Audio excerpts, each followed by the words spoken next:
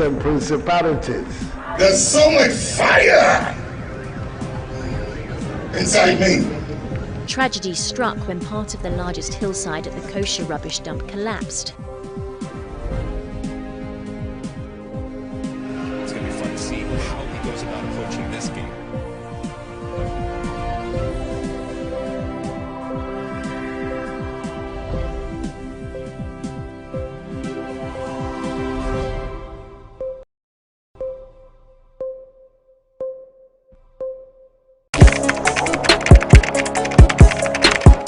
We table issues relating to the arts and entertainment for a riveting discussion, of course, without fear nor favor. The question the presenter asked them was a dumb question. You need to speak the fact and move. Varied views. We agree to disagree. So I would disagree with everything you said. I think that he's a smart guy. I think what he did. No, but I also said he's a smart guy. Yeah. I guess that I'm waiting for the what next. Yeah, I don't think that we have to wait for what next. It sometimes gets confrontational, but that's the beauty of the game. Today you deny funny face. It's not my brother. I don't know him. You don't know funny face. It's not my brother. You don't know funny face. It's a package. We meet, we sit, we dialogue, we learn, we progress. My name is Benefo Wabin Abrantepa, a proud blogger, and this is my forum.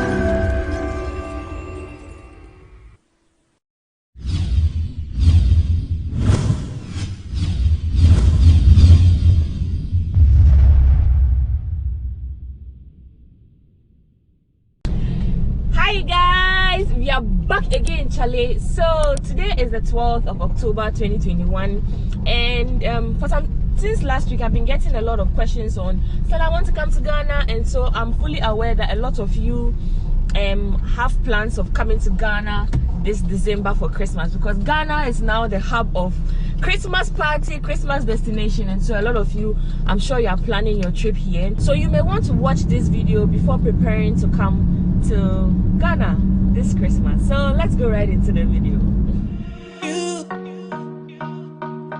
You got to let it go.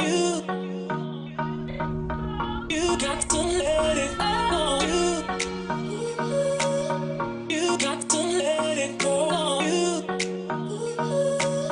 You got to let it go. So this is going to be me driving to work while having a conversation with you. So if you see me looking straight, just know I'm concentrating on the road. So yeah, so before coming to Ghana, you need to be fully aware of our COVID protocols before coming to Ghana. And so you need to take your COVID test 3 days before the trip, and also be ready to also pay $50 if you're a Ghanaian when you arrive in Ghana for COVID test. and $150 if you are not a Ghanaian, if you are not a Ghanaian passport holder. Once you get into the country, Ghana, you have to be you have to know that there's going to be a long queue because of the COVID protocol. So you need to be patient with us. So after the COVID test, if you are positive, you will be quarantined for some days under your cost. It will be your own cost. So before leaving the airport, you need some information of where you are staying. So if you don't have anywhere to stay, you can book an Airbnb. You can also book a hotel, guest house, lodges. Guest house and lodges are a little below hotels, so that's like a 2-star, 1-star kind of accommodation. And so you need to know your address of where you're staying, because they will need that at the airport before you set off. Once you arrive in Ghana, you can opt for, if you don't have a family member picking you, you can opt for Uber, Bolt, Yango, which are apps that we use. They are transportation apps you can use. There's also the airport taxis that you can also use. I will encourage you to use only the airport taxis, not the regular taxis you see around. So if for safety reasons, just download Uber, Bolt or Yango. Those are the apps you can use. And also note that Ghana is still cash. It's still a cash country, so you would want to have physical cash on you. You can have like dollars, come and change it. You can change just a little at the airport. That is if you need to pay for your Uber. Uber also takes card, but I mean there are certain times your card might fail you, so you want to have physical cash on you. In terms of hospitality of Ghanaians, just know that Ghana is a very safe country. You can come here and feel free to walk about, do anything you want. You can wear skimpy clothes and no one would like question you. The only thing is people are going to watch. And so in terms of safety, Ghana is very, very safe. And I mean, amidst the fact that you need to be very careful with your surroundings, Ghanaians are nice people. You will notice right from the airport to sitting in the public transport to sitting in the Uber. Ghanaians are nice people. They like to engage you in a conversation. And if you come to Ghana and you need any information, just ask any local. I mean, be careful who you ask, but obviously make sure you ask questions, because that's the only way you won't get lost. You'll be comfortable with things. What to expect in December when you come? Currently we're in October, but it's kind of raining. I don't know why it's raining today. We are not in a rainy season, but it's been raining. But expect that the weather is going to be a little colder during December. Not too cold. Like when I say cold, so we usually have Harmattan during the December period, and Harmattan is a little dry and a little foggy. So if you live in like let's say in the eastern region, you tend to see a lot of fog around because of the weather, and it's a little dry, it's a little cloudy, a little. So yeah, that's the nature of the weather during the the festive season. When you come, you can use in terms of transportation, we have Chotro. That's the bus. It's locally called Chotro. You can use regular taxis. You can use Uber, Yango, Bolt. You can also use motorbikes. But I would not recommend motorbikes for you as a foreigner coming to the country. If you know your way about, you can use motorbikes. Motorbikes because you want to get to your destination quickly. And kindly note that because December we have a lot of people coming into our country, there's traffic, and so you'd want to leave the house very early in the morning or leave the house at specific times. So usually what I have noticed during December period is when you have stuff to do in town, leave very early from 6, 7, 8. After 8, that's like rush hour. People are going here and there, so then there is a little bit of traffic at a time. Then during the day after lunch, that's 12. After 2, 3, 4, the traffic is also okay.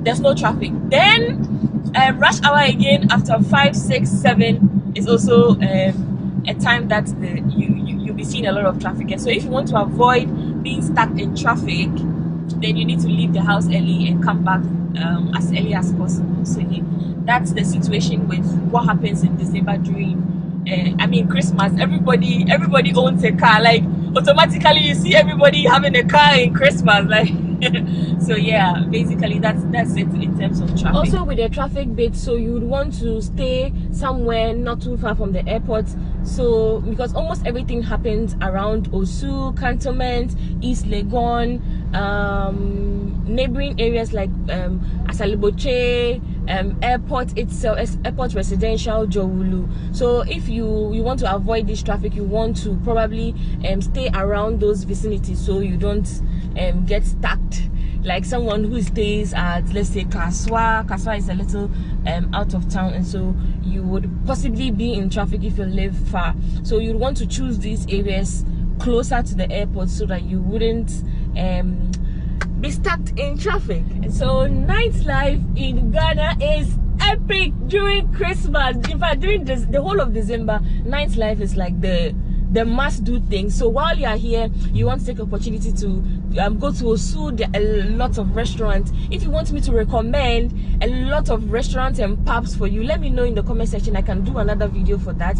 And so you want to take opportunity to visit all these places and experience Ghana life. And also, let's talk about food.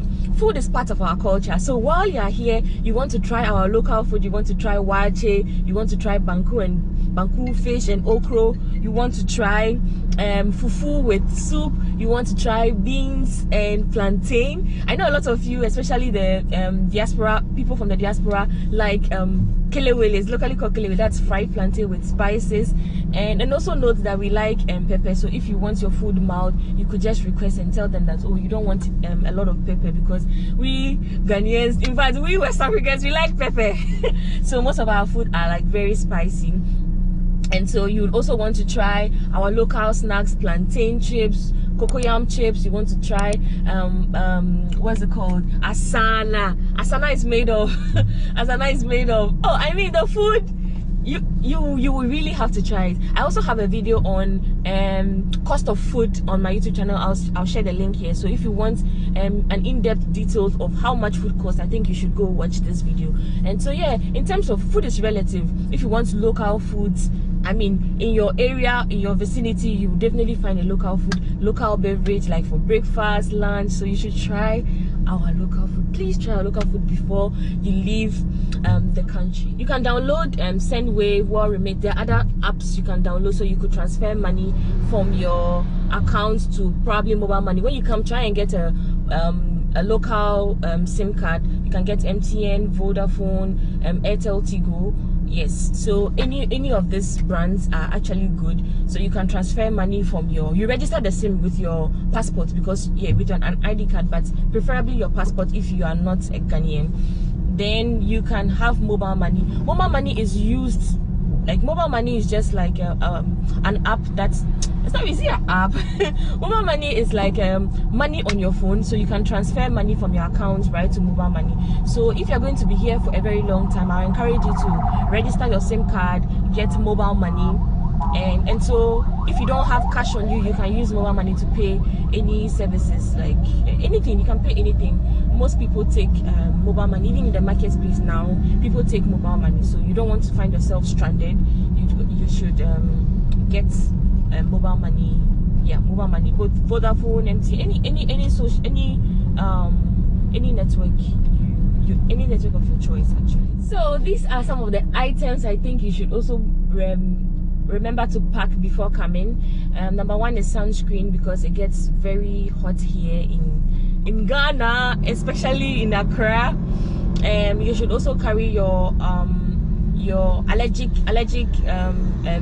medication. That's if you're allergic to anything, those cetirizine and all the allergic drugs that you take. Make sure, don't forget to take them. And also buy a mosquito repellent before coming here, or your malaria drugs, because we have mosquitoes here, so you don't want to leave Ghana with malaria. So you'd also want to carry this. These are the major things. The others are things you can easily get here. So while in Ghana, try and visit at least some of our tourist destination places. I mean, you all know I'm into travel. I like to see new places, and so while here, take opportunity to see something new. At least, let's say the Cape Coast Castle, Kakum National Park.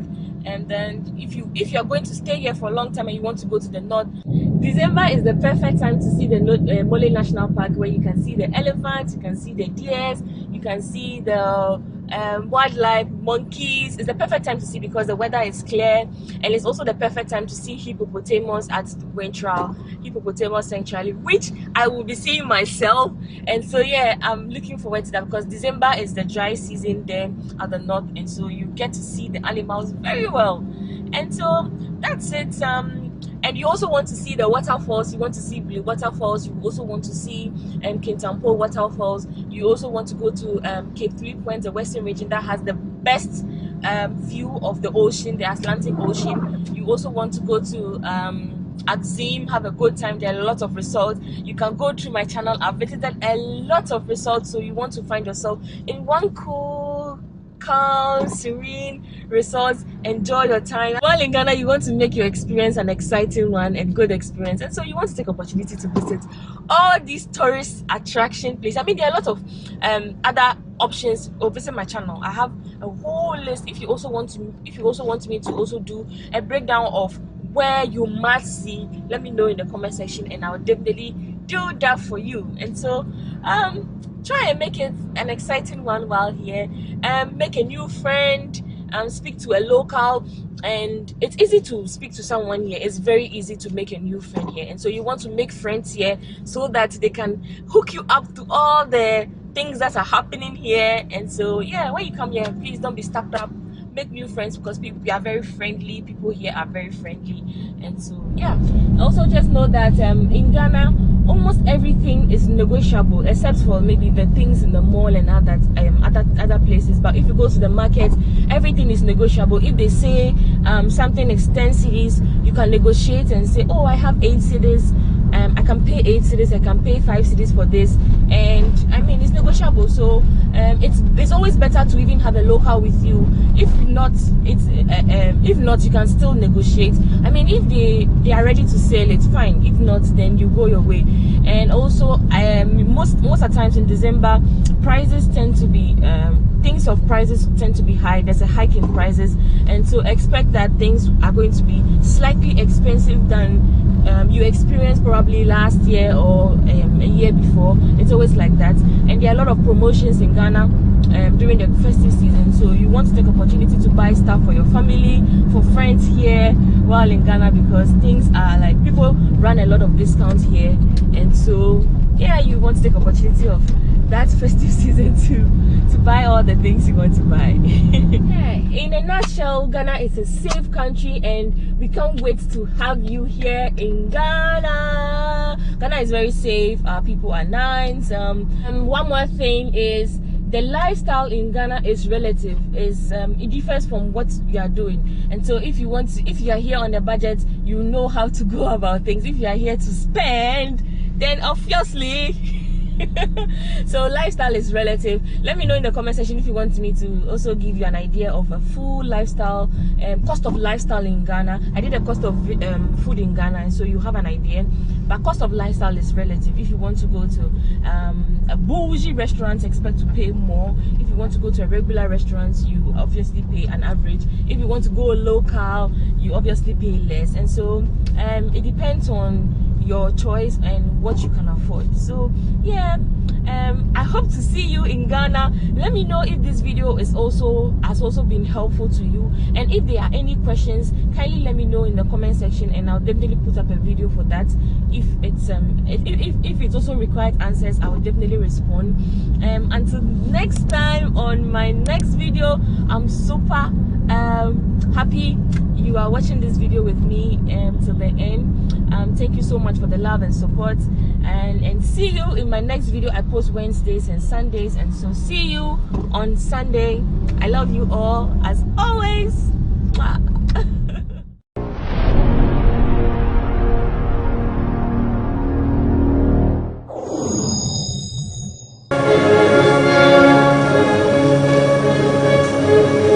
60 years have passed since the end of the Second World War, and the world was faced with the danger that man's achievements over thousands of years was destroyed in a new, even more devastating conflict.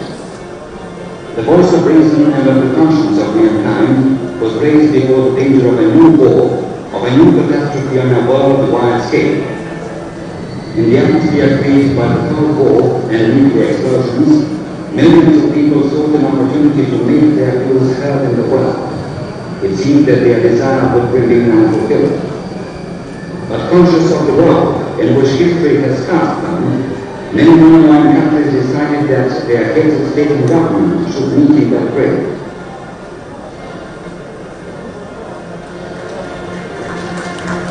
Representatives of states on 4 continents, presidents and prime ministers of 25 big and small countries with differing social systems came to attend the Belgrade Conference of the non-aligned countries.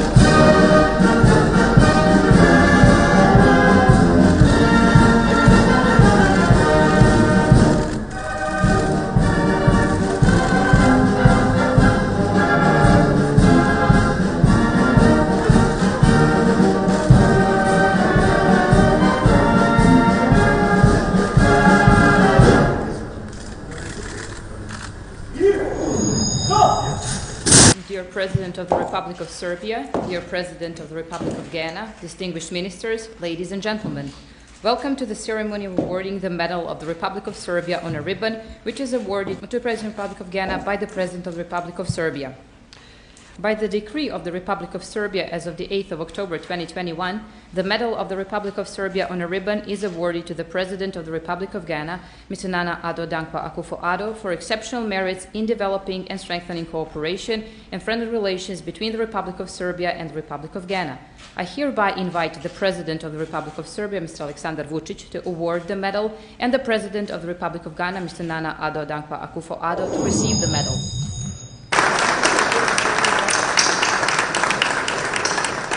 Since the days of Ghana's first president, Kwame Nkrumah, one of the 5 historic founding fathers of NAM, together with Jawaharlal Nehru of India, Ahmed Sukarno of Indonesia, Gamal Abdel Nasser of Egypt, and Joseph Broz Tito of the then Yugoslavia, who launched the movement in this famous city of Belgrade 60 years ago.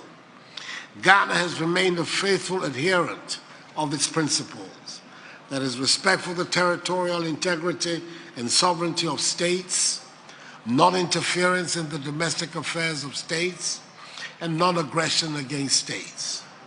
We believe that the strength of the movement is determined not just by its numbers, but more significantly by the attachment to the principles that founded it. At the 1961 summit, Kwame Nkrumah, whose daughter Samia is a member of Ghana's delegation to this commemorative meeting, raised a matter that was topical and on the front burner at the time: the threat of nuclear weapons and the imperative to disarm. He said, and I quote, "This conference should call on the powers of the world to disarm.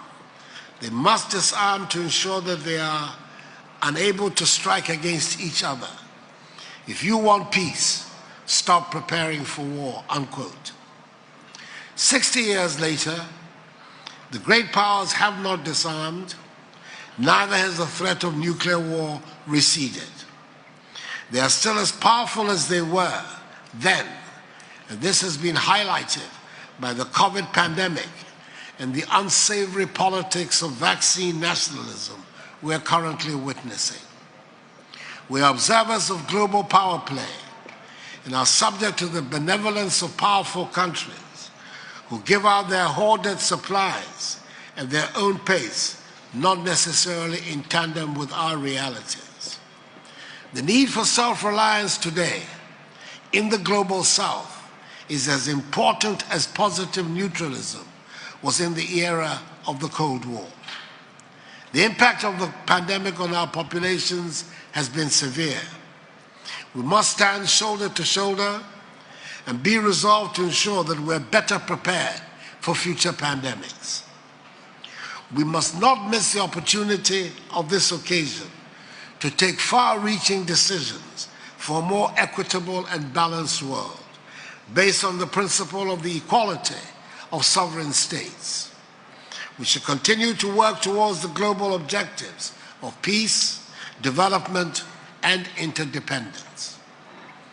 Let me, in conclusion, co-chairs, reiterate Ghana's firm conviction that the non-aligned movement is as relevant in this 21st century as it was in the 20th century in protecting the interests of the developing world.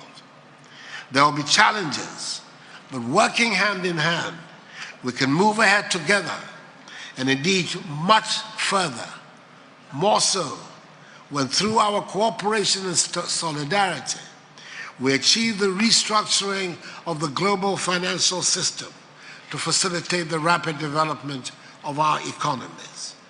The next 60 years of the movement must mark its empowerment to meet the wishes and aspirations of our peoples for development, dignity, and diversity. Co-chairs, I thank you for your attention.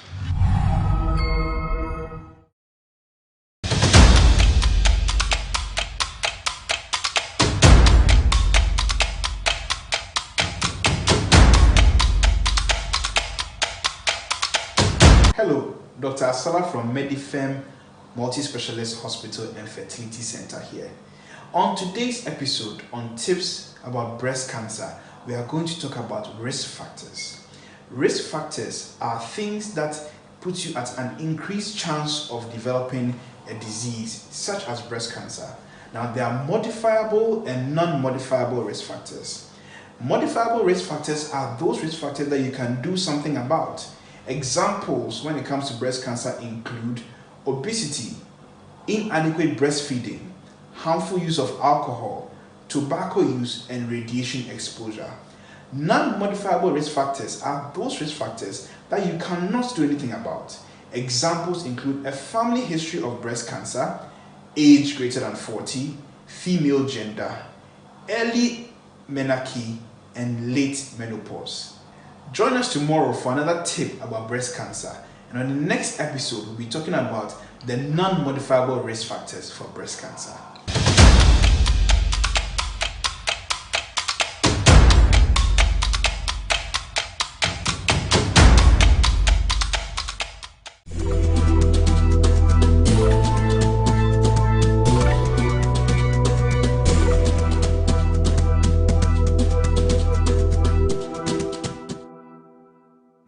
It gives me great privilege to congratulate GhanaWeb on your 22nd anniversary.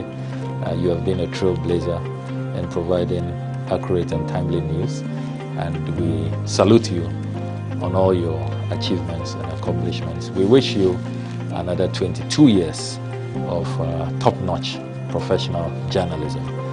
So congratulations once again, and keep up the good job.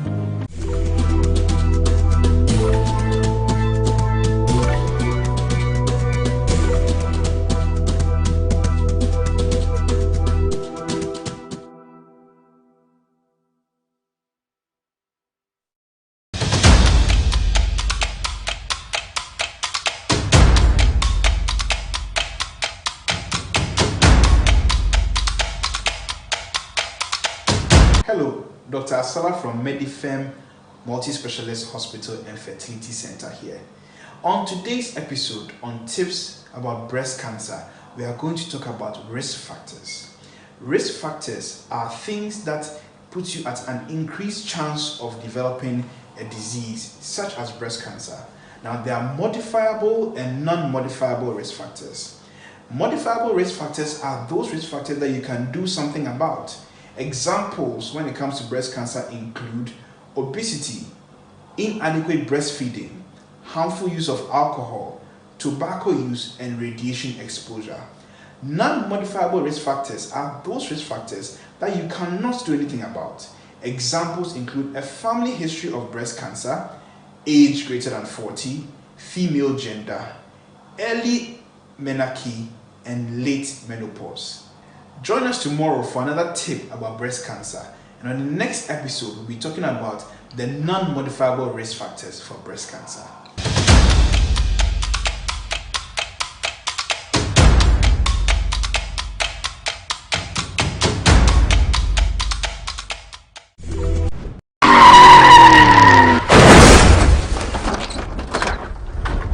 Welcome to another edition of GhanaWeb Road Safety Campaign. My name is Lord Harris Idwasare. Today we speak to another accident victim. Our guest today is a content creator, a creative lead, and on the side he likes to MC and make people happy. Our guest today is David Dawoku. Thanks for speaking with us. Thank you, Lord. Thank you for having me. Great. Let's talk about your accident. How did it happen? So when you say accident, it sounds very big because people have gone through a lot more. Well, that is true. But for mine was, I'll say in one word, it was unexpected, right? It wasn't a major accident where there were casualties and stuff like that. But okay. For me, for someone who has, throughout my life, I've not been in an accident before. And so this one was still very traumatic for me. It shook you? Yeah, it shook me.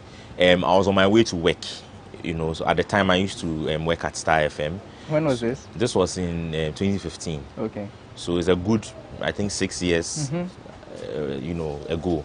I was on my way to work. I used to live at North Legon at the time. And heading to Star FM Akanda, you usually use the Tetekwashi interchange. Yes. So I was on the straight route from Legon towards Accra. So this was shortly before you get to Spanner Junction by Accra Mall. So I was driving at normal speed, and then I heard a screeching sound ahead of me.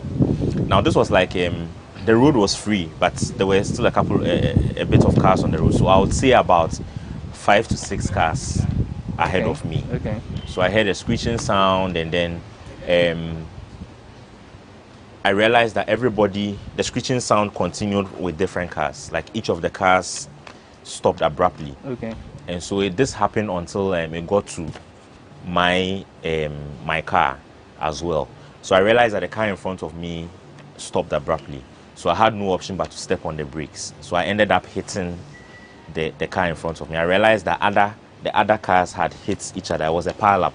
Okay. Is it that you didn't see it early? That's why you also hit?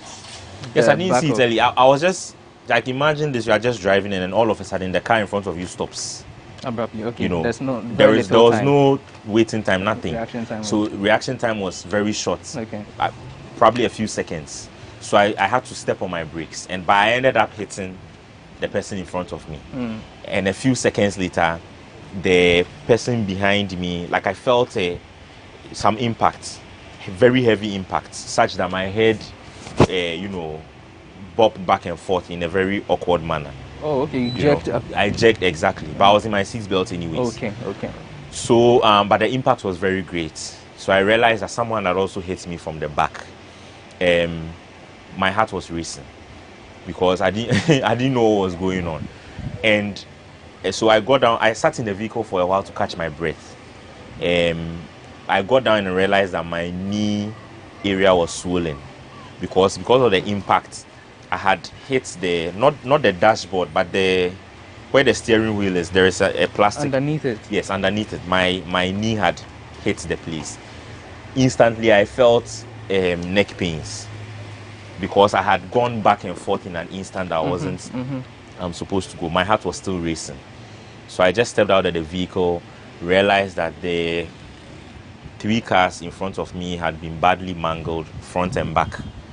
For some reason, my car it's just the number plates that came off. What car were you using? I was using a Toyota Matrix at the time. Okay. So it was just a number plate that had come off, and the back.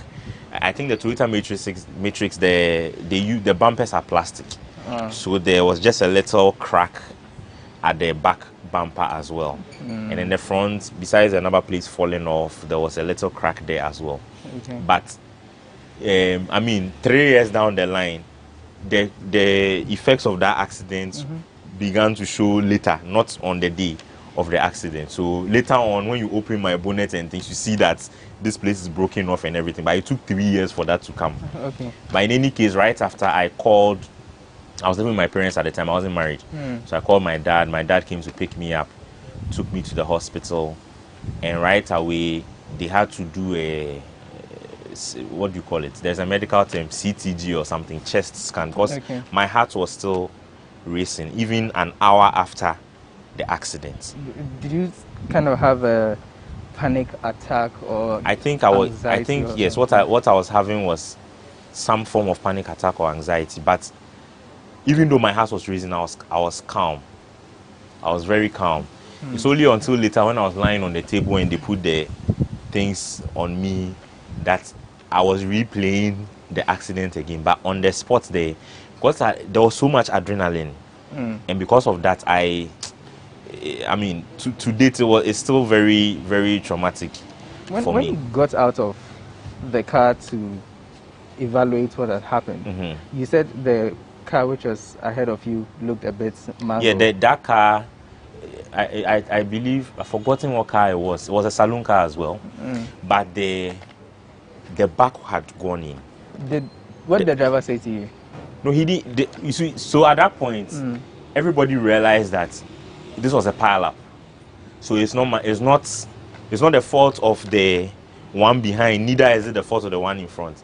But here's the interesting thing: the one who caused the accident, the first car, nobody hit his car. After he did that, he did that abrupt break. He left. So it is everybody after him. The 5 or 6 cars after him that were affected in the pile-up. So but he created a freak accident and then he went. He left cry. So it was up to us to manage. So funny, surprisingly, my car was the only car that didn't have that much damage. The rest badly damaged. Even the one which was behind. The one behind me the front was mangled. Yeah. Did you report it to the police? No. So at that point, then it becomes an issue of whose responsibility is it to report. I believe that the people whose cars were badly mangled may have reported it to the police. But for me, I waited a bit, and this was around 9-10 a.m. So the traffic had cleared. So I waited a bit for my dad to come and pick me up and take me. I didn't think of police in that situation. I was just, at the time, my focus was just to go to the hospital because I was wondering what was wrong with me. It's like I felt like I've been dropped from I'm afraid of heights, so I felt like I've been dropped from a very high place, or I felt like someone was trying to shoot me. And then when the person shot, there was no bullet in the gun. You know that? The feeling that, that's how I felt like just going to die. My heart. I felt like I was just about to die and then I'd been saved. And if it went on for about 2 hours before I was okay. Wow. So then it got me thinking that, and then the people who go through major accidents where the car flips and everything, how would they handle this?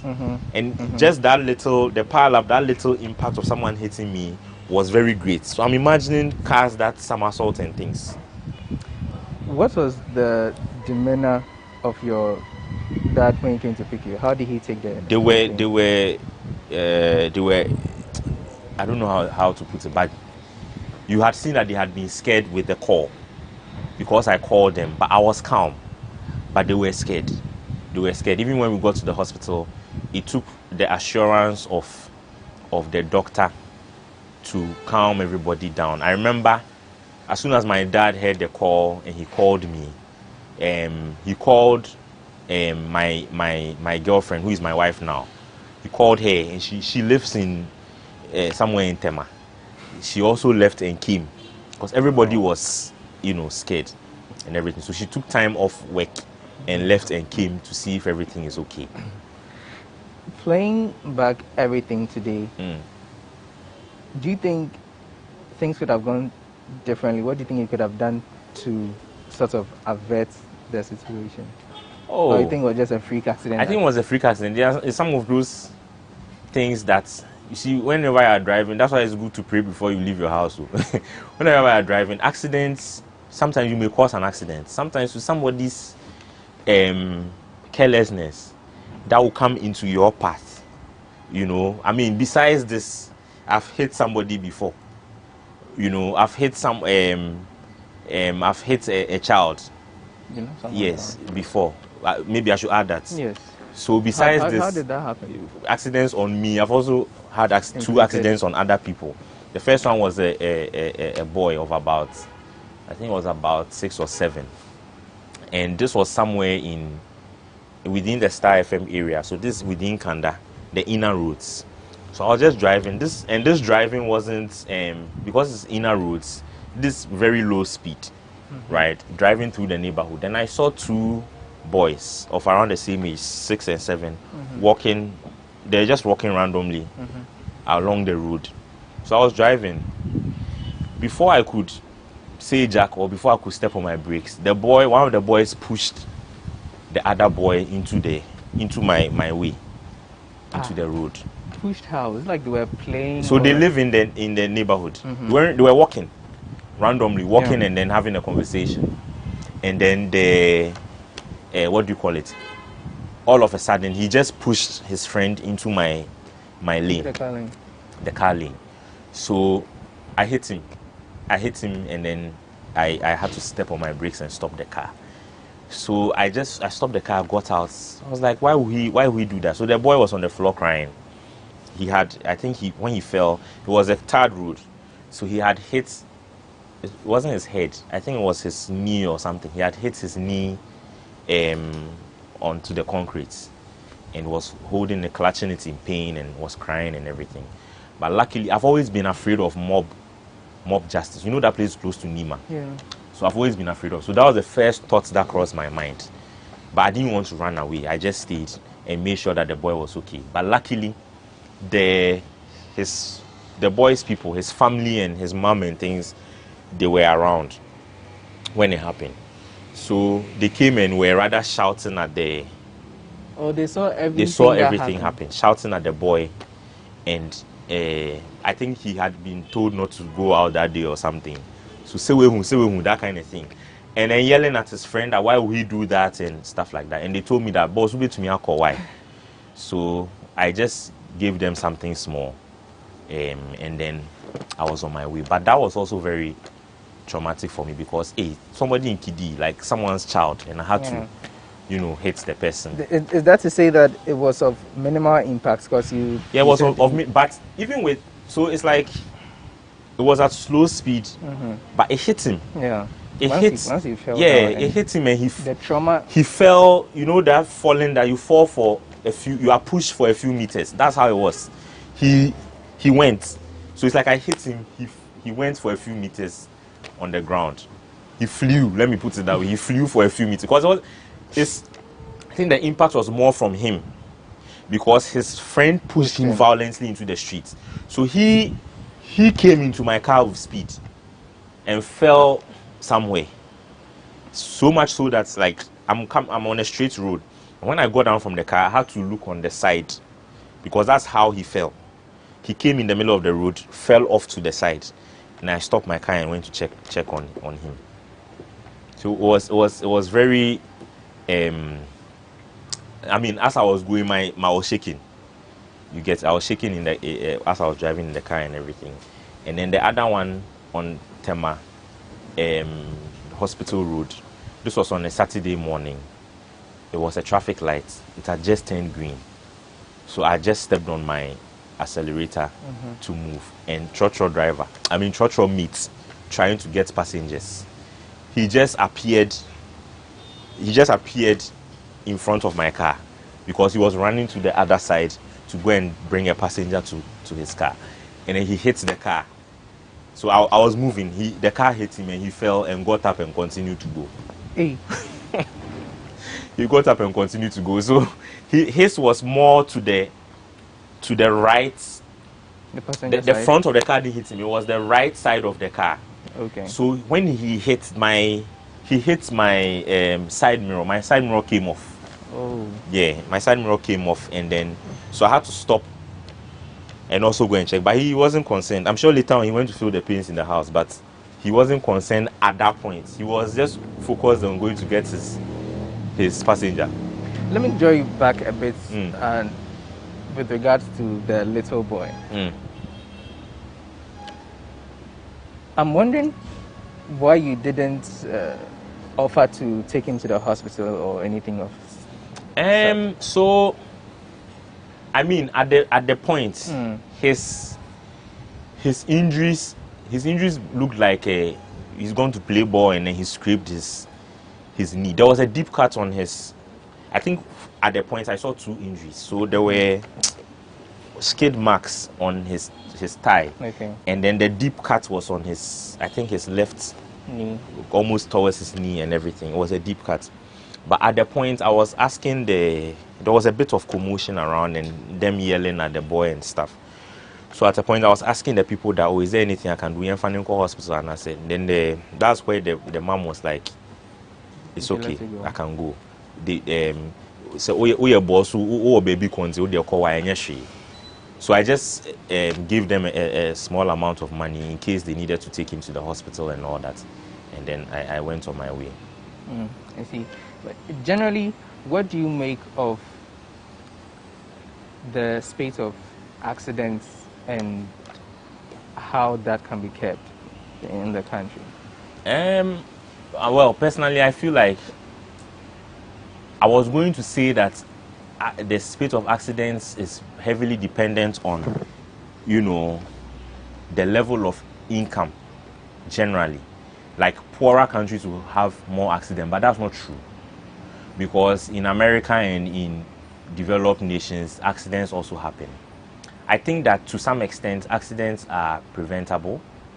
And so that is where the standard of living and cost of living issue comes in.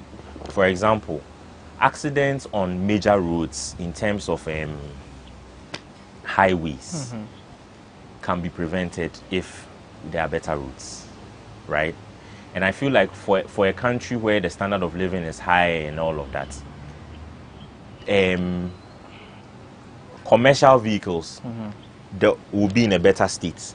So if I'm just thinking back to my church days, when I was doing my service and everything, when I had to take church from Medina to Osu and from Osu to Medina, right? The characteristic of Osu churches, I feel like if you are not looking bad, they won't let you work in Osu, because all the churches there are beyond repair. You understand? I don't know if it's changed over time, but most of the churches there, that's characteristics of them. And I'm thinking for churches like that, when you have an accident, everybody will die. Because the seats, obviously there are no seat belts. The seats it's like they are old and they've been sprayed again. So some of the metal is still, even sitting in it, just a little impact can have some effect on you. And then now having an accident. So generally, before Uber came and all of that, I feel like the standard of vehicles we're using in this country were not the best. But how about now? But now, what do you think is causing the plenty accidents you are witnessing? And how do you think we can stop that?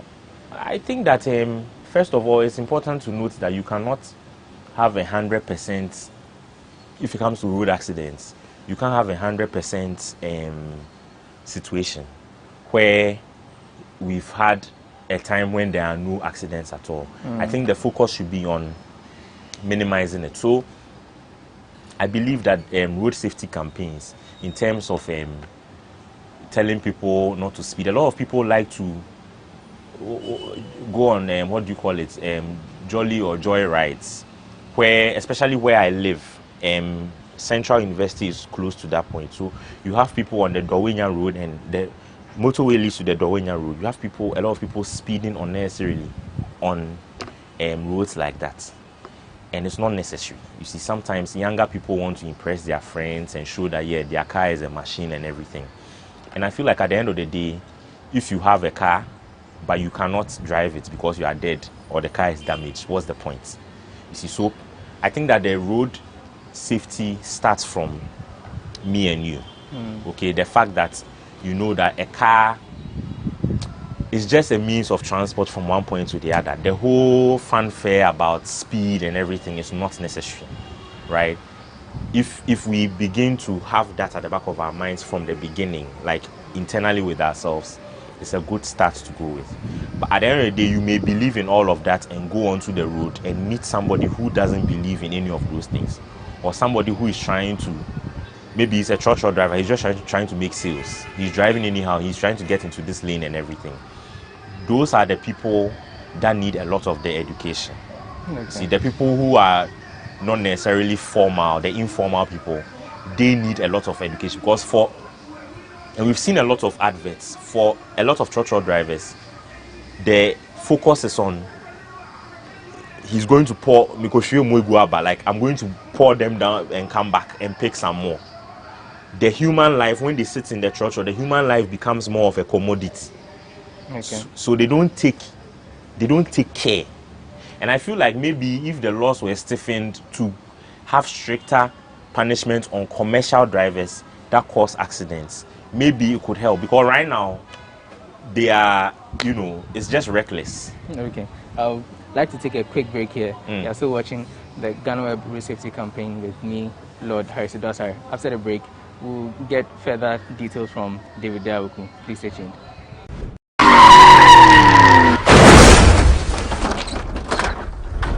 Hi, my name is Ato Akins. Road accident is taking more lives than COVID-19. So be very careful on the road and stay safe. Do the right thing. Save a life.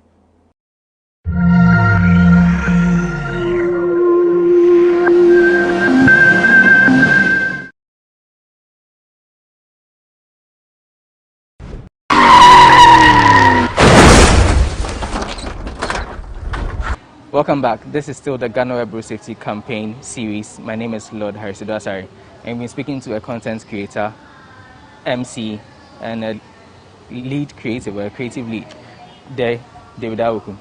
So you're telling us about how especially commercial drivers should be educated, but recent statistics have also shown that private drivers are usually guilty of causing accidents with their indiscipline. We normally have people either texting and driving or making wrongful overtaking and such. How do you think things like that should be addressed? I think that from time to time, as human beings, human beings are happy when they cheat death. You get what I'm saying? Like you get a thrill when you cross the road and the car almost hits you and you made it to the other side. The car, you were safe. People get thrills from that. I think constant reminders that it's not worth, you are going to a place. Better leads. It's even a saying that better leads than never. Yeah. You see, people feel like they can make a wrongful overturning and they can get away with it, and until it's too late and they meet another vehicle. I think that people should be constantly reminded of the fact that it's not worth it. The road safety campaigns and marketing should be in your face. Wherever you get to, whatever traffic light you get to, there should be a reminder that speed kills, or ensure that you signal when you are driving. Don't take wrong turns. All these things should be. So you think there's not much visibility? Because I think we pretty much have a lot of stickers and educational materials in people's faces everywhere, but we still have accidents occurring at a higher rate. Yes, so for that point, you cannot blame all accidents on lack of education. On lack of education, or on, like I said from the beginning, a lot of the accidents, if we were to, I don't know the percentages, but different factors cause the accident. So you may have an accident being caused by the person who is driving the car. You may have an accident being caused by a commercial driver. You may have an accident being caused. It's not about the commercial driver, it's not about the car. It's about the road. or some external factors, rain, low visibility, a lot of these things happen. You understand what I'm saying? Okay. So there won't be a moment where altogether absolutely there will be no accidents. But I feel like the focus should be on the parts we can control. Being a driver, commercial drivers around, and people not paying attention to certain safe ways to drive on the road. So I feel like as for education, there cannot be too much education. You understand? As much as we can put there is very important. Maybe we realize that we have to find relatable ways of getting this education out. So for example, a lot of people listen to certain shows during their drive time and stuff like that. There should be a conscious effort to put that education as well on the shows. Okay. You understand? Okay. So it should be people listen more when everything is in their face. Wherever they turn to, they see some warning or some caution here about driving safe and things of that nature. So I think that the education has been there. The education has been intensive, but a lot more would do. A lot more would do. All right, David Aoku, Mr. Day, thanks a lot for your time here. What are your final words to our viewers as far as the road safety campaign is concerned? I feel like generally everybody lives for one important thing, which is self-preservation. Everything you do, I don't think anybody would willingly go and put themselves in harm's way. When you have life, you have hope, you have a means of income, you have a way to connect to people, you have opportunity to do things and be greater. You understand? When you take life away, all of those things have left.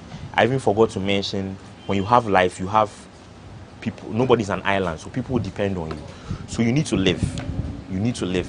There are so many reasons for life, and so you don't want to cut that short by getting involved in an accident and losing your life. If you don't lose your life and you lose a limb, or you lose your sense of something, maybe you go and hit your head against something and you can't think properly anymore. That's just your source of living going away. You become a vegetable and become dependent on other people. So I feel people should consider all of those things before you sit in your car to drive, or before you take some reckless decision in terms of driving. Think about how you are preserving your life for the people that depend on you and for yourself as well. Okay, thank you so much. So that's all time will allow us on today's edition of GhanaWeb Road Safety Campaign. Now, you out there in the audience, what you can do to help this campaign is that when you see some potholed roads or some lights which are not functioning or some misdemeanor by drivers or any form of indiscipline, record it, send it to us on our social media platforms. On Facebook, it is GhanaWeb TV. On Twitter, is the GhanaWeb. Thank you for watching. My name is Lord Harisidwasare.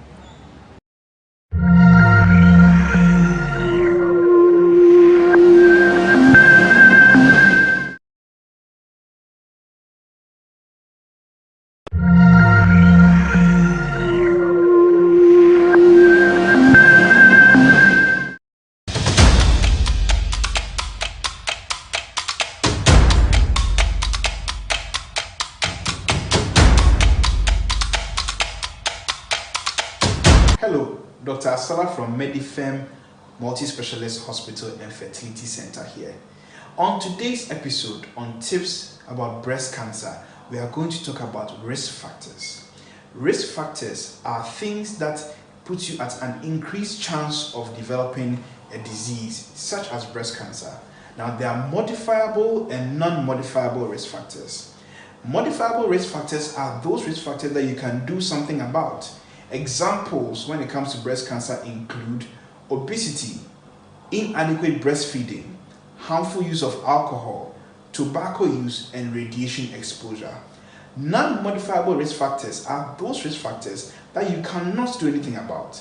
Examples include a family history of breast cancer, age greater than 40, female gender, early menarche, and late menopause. Join us tomorrow for another tip about breast cancer, and on the next episode we'll be talking about the non-modifiable risk factors for breast cancer.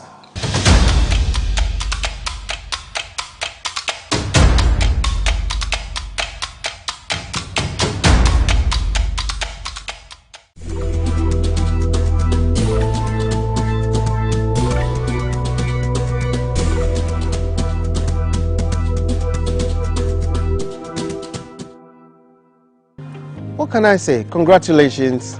The media these days is not easy. I think that you guys are doing your very best. And when I look at the team of people who are doing this work, I can only congratulate you and hope that this team will maintain and move on to achieve much greater things. But congratulations, you're doing a good job.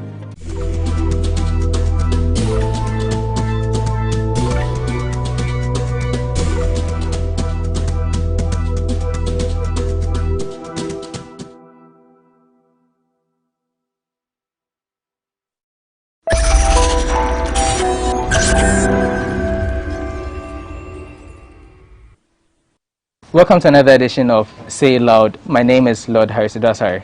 What I'm holding here is a ticket which is Netherlands bound.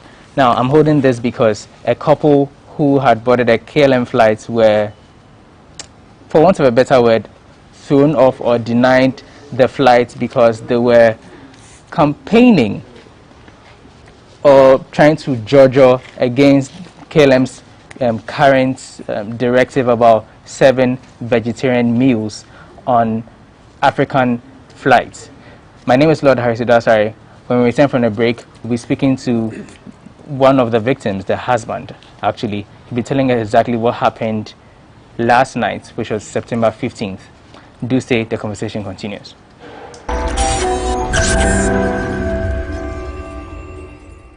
Welcome back. My name is Lord Harisidasari. Now, today our guest is Nico van Stadenijn. He, together with his wife, were aboard the KLM flight bound to the Netherlands. They were supposed to arrive there tomorrow afternoon, actually. But let me just ask him himself. He's here and he's going to tell us exactly what happened and everything that has to do with it. Nico, thanks for speaking to us. Now, tell me, GhanaWeb did a story about the fact that you and then your spouse got blocked from flying the KLM flight because you were sharing some tracts and whatnot about the KLM directive. Give me more details about that. How did this entire thing happen?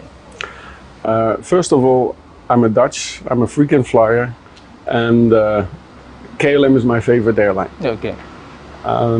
What happened is that last week I read in the international news, but also in Dutch news, that KLM had the intention to go green and had the intention to only serve vegetarian meals on its flight. Okay. Except for some destinations where people are big meat lovers, like destinations to Texas, to Argentina, and that kind of things. Okay.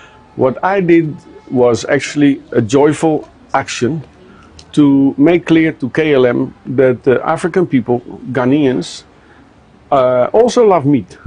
A Dutch person will buy 3 times 100 grams meat for his family. A Ghanaian buys 2 kilo or half an animal at the same time. Okay. We also love meat. On top of it, KLM flights are already, partly through taxes and partly through their booking system, more expensive than 2 other flights on a 6-7 hour flying destination. So if you already pay more, you can easily serve us meat on the flights. Okay. So what I did is I printed at my own cost 2 banners and 300 leaflets to make the Ghanaians aware of this. And what I actually wanted is that some of the reactions would reach KLM and made them aware that African people also love meat, and try to get them away from the plans to go vegetarian on African flights. Okay. We had the attention, what I hoped for. What I didn't hope for is not even me being thrown from the flight, but the reactions in Ghana, who are in the majority very, very negative about KLM. Okay. What time was your flight? I was supposed to fly 10:10. Okay. And what happened was we were seated in our seats already, row 18. The purser came to us and asked if we were the people spreading the lies. I said, what lies are you talking about? Yeah, that we're going vegetarian. I said, well, here are 3, 4 websites, even 2 were from the Dutch press, that KLM is going veggie. And that's why I'm trying to make the people aware that they shouldn't do that on African flights, because you're going to lose a lot of customers. And she was laughing a little bit about it, and she said, what is this next to you? And that was a rolled up banner. And I said, that's a banner, and I want to take a picture with my wife holding the banner. Okay. She said, that's not allowed, and I'm confiscating your banners. I said, fine, but beware what will happen. What is supposed to be a positive action to try to change the minds of KLM management is going to be a negative action, because tomorrow morning I'm going to the press in Amsterdam that I couldn't take a picture with my banner, and it will give a lot of negative reactions for KLM. And she said, are you threatening me? I said, I'm not threatening you. I'm only telling, keep this positive. I'm not hanging the banner anywhere. I'm not opening it even. But my reason for doing this is that I want to stop KLM from these bad intentions.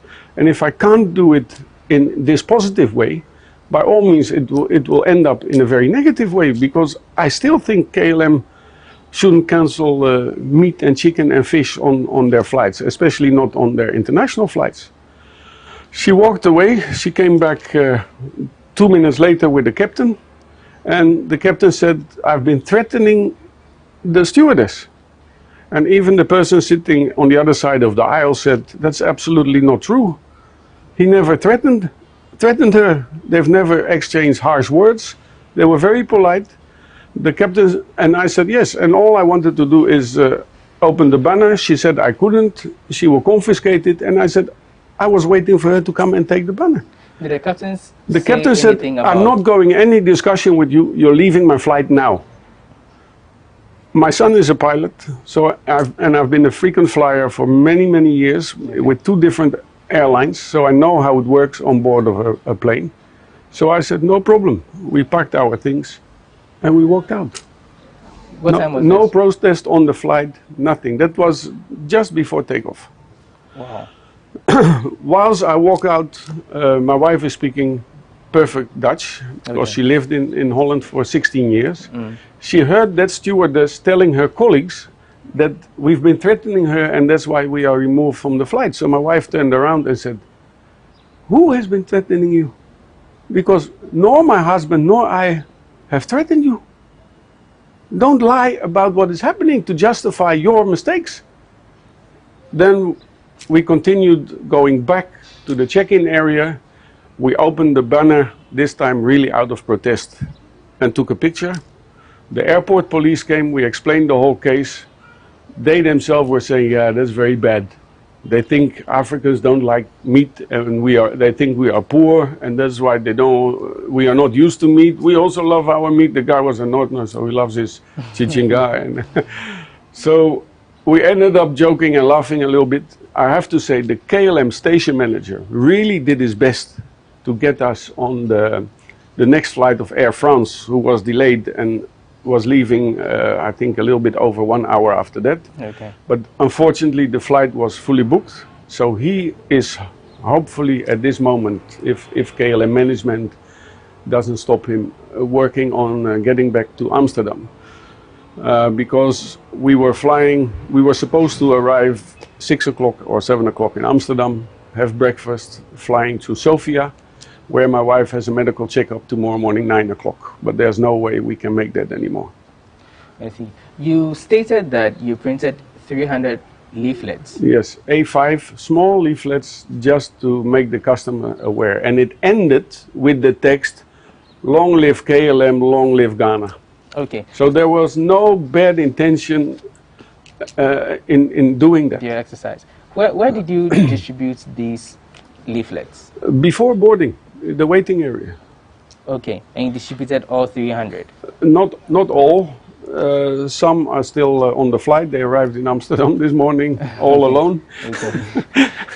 Okay. You Nico, you noted that you read the reports about 2 weeks ago about KLM's intention. Yes. But when you, in your engagements with the crew aboard the flight, they denied it. They denied it and described it as lies. I mean, before you printed out the leaflets, did you have some form of conversation or reach out to KLM information to ascertain it as a fact?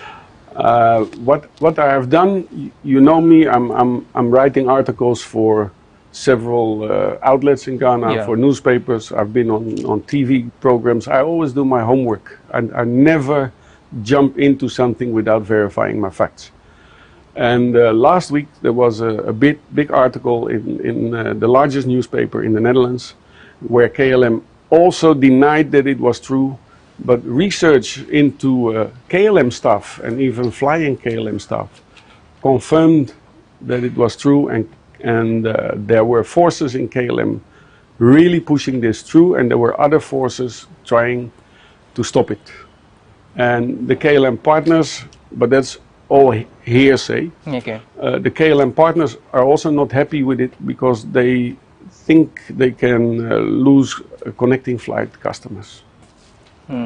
So KLM said now, we are not introducing vegetarian food for the moment. That was the last comment. Okay. And you also noted that before getting you off his flight, the captain refused to hear your side of the story. Yes, but I understand him. A captain is like a judge and the jury and the police at the same time on his flight. And he was, I don't say he shouldn't have listened to my story, but he was in his right to ask me to go off the flight. That is in air law, and that is what my son informed me about. That's his right. And as I said, there were no harsh words, there was nothing going on, so I don't think it was justified. And I think he was wrongly informed by the purser, or he just didn't want any hiccup or steering up in his flight. How did the entire exercise or experience make you feel? I'm still a KLM fan, and my whole target, my whole reason for doing this is, number one, a lot of people, not only in Europe but in the US and other countries, don't have a clue what goes on in Africa. They don't have a clue about our culture, and they take this type of decisions not knowing how we are thinking about it. So my first reason was, don't do this, because Ghanaians who can afford flying and can afford flying KLM, they love meat. We all love meat, just like people of Texas and Argentina. So don't take that decision. And if you take it, leave us on the list of countries where you serve meat. That was my whole intention. And my intention was not to damage KLM. And I'm sincerely hoping that I can fly tonight on KLM. And I've got the attention I wanted. The negative attention is something that I never wanted. I read this morning, I hardly slept tonight because my brains kept on keeping me awake whilst the body was tired. But I read some very negative, racist remarks of Ghanaians on these decisions of KLM, and that was never my intention.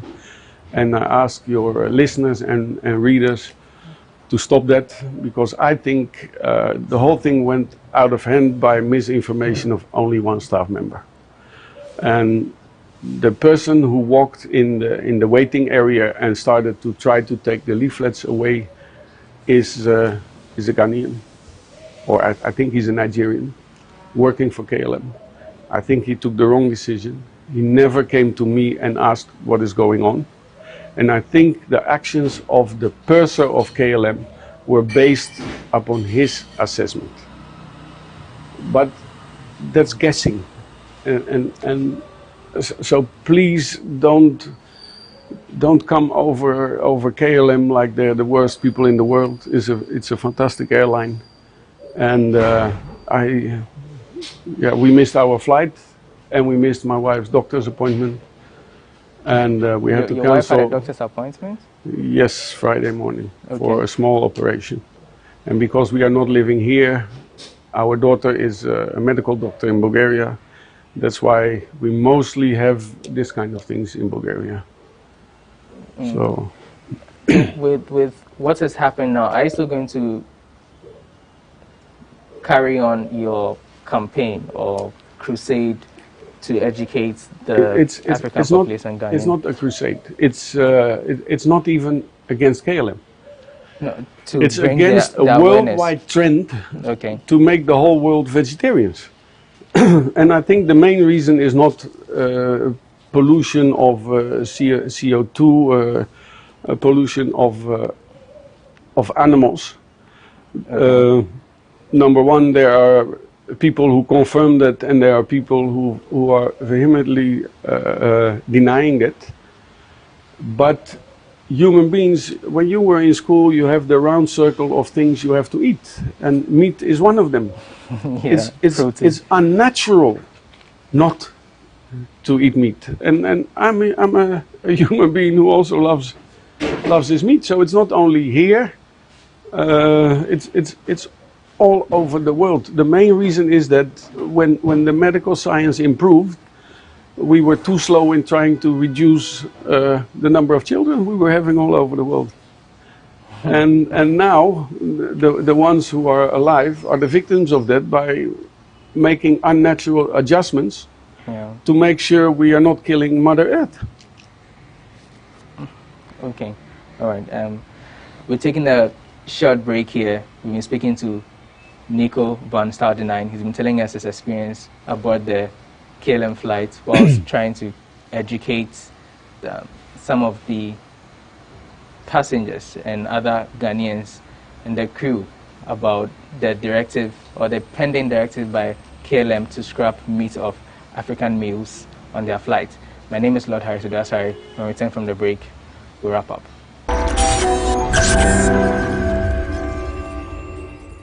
Hi, my name is Nanama McBrown. I'm proud to be part of GhanaWeb Road Safety Campaign. Please, do the right thing. Save a life. Brim.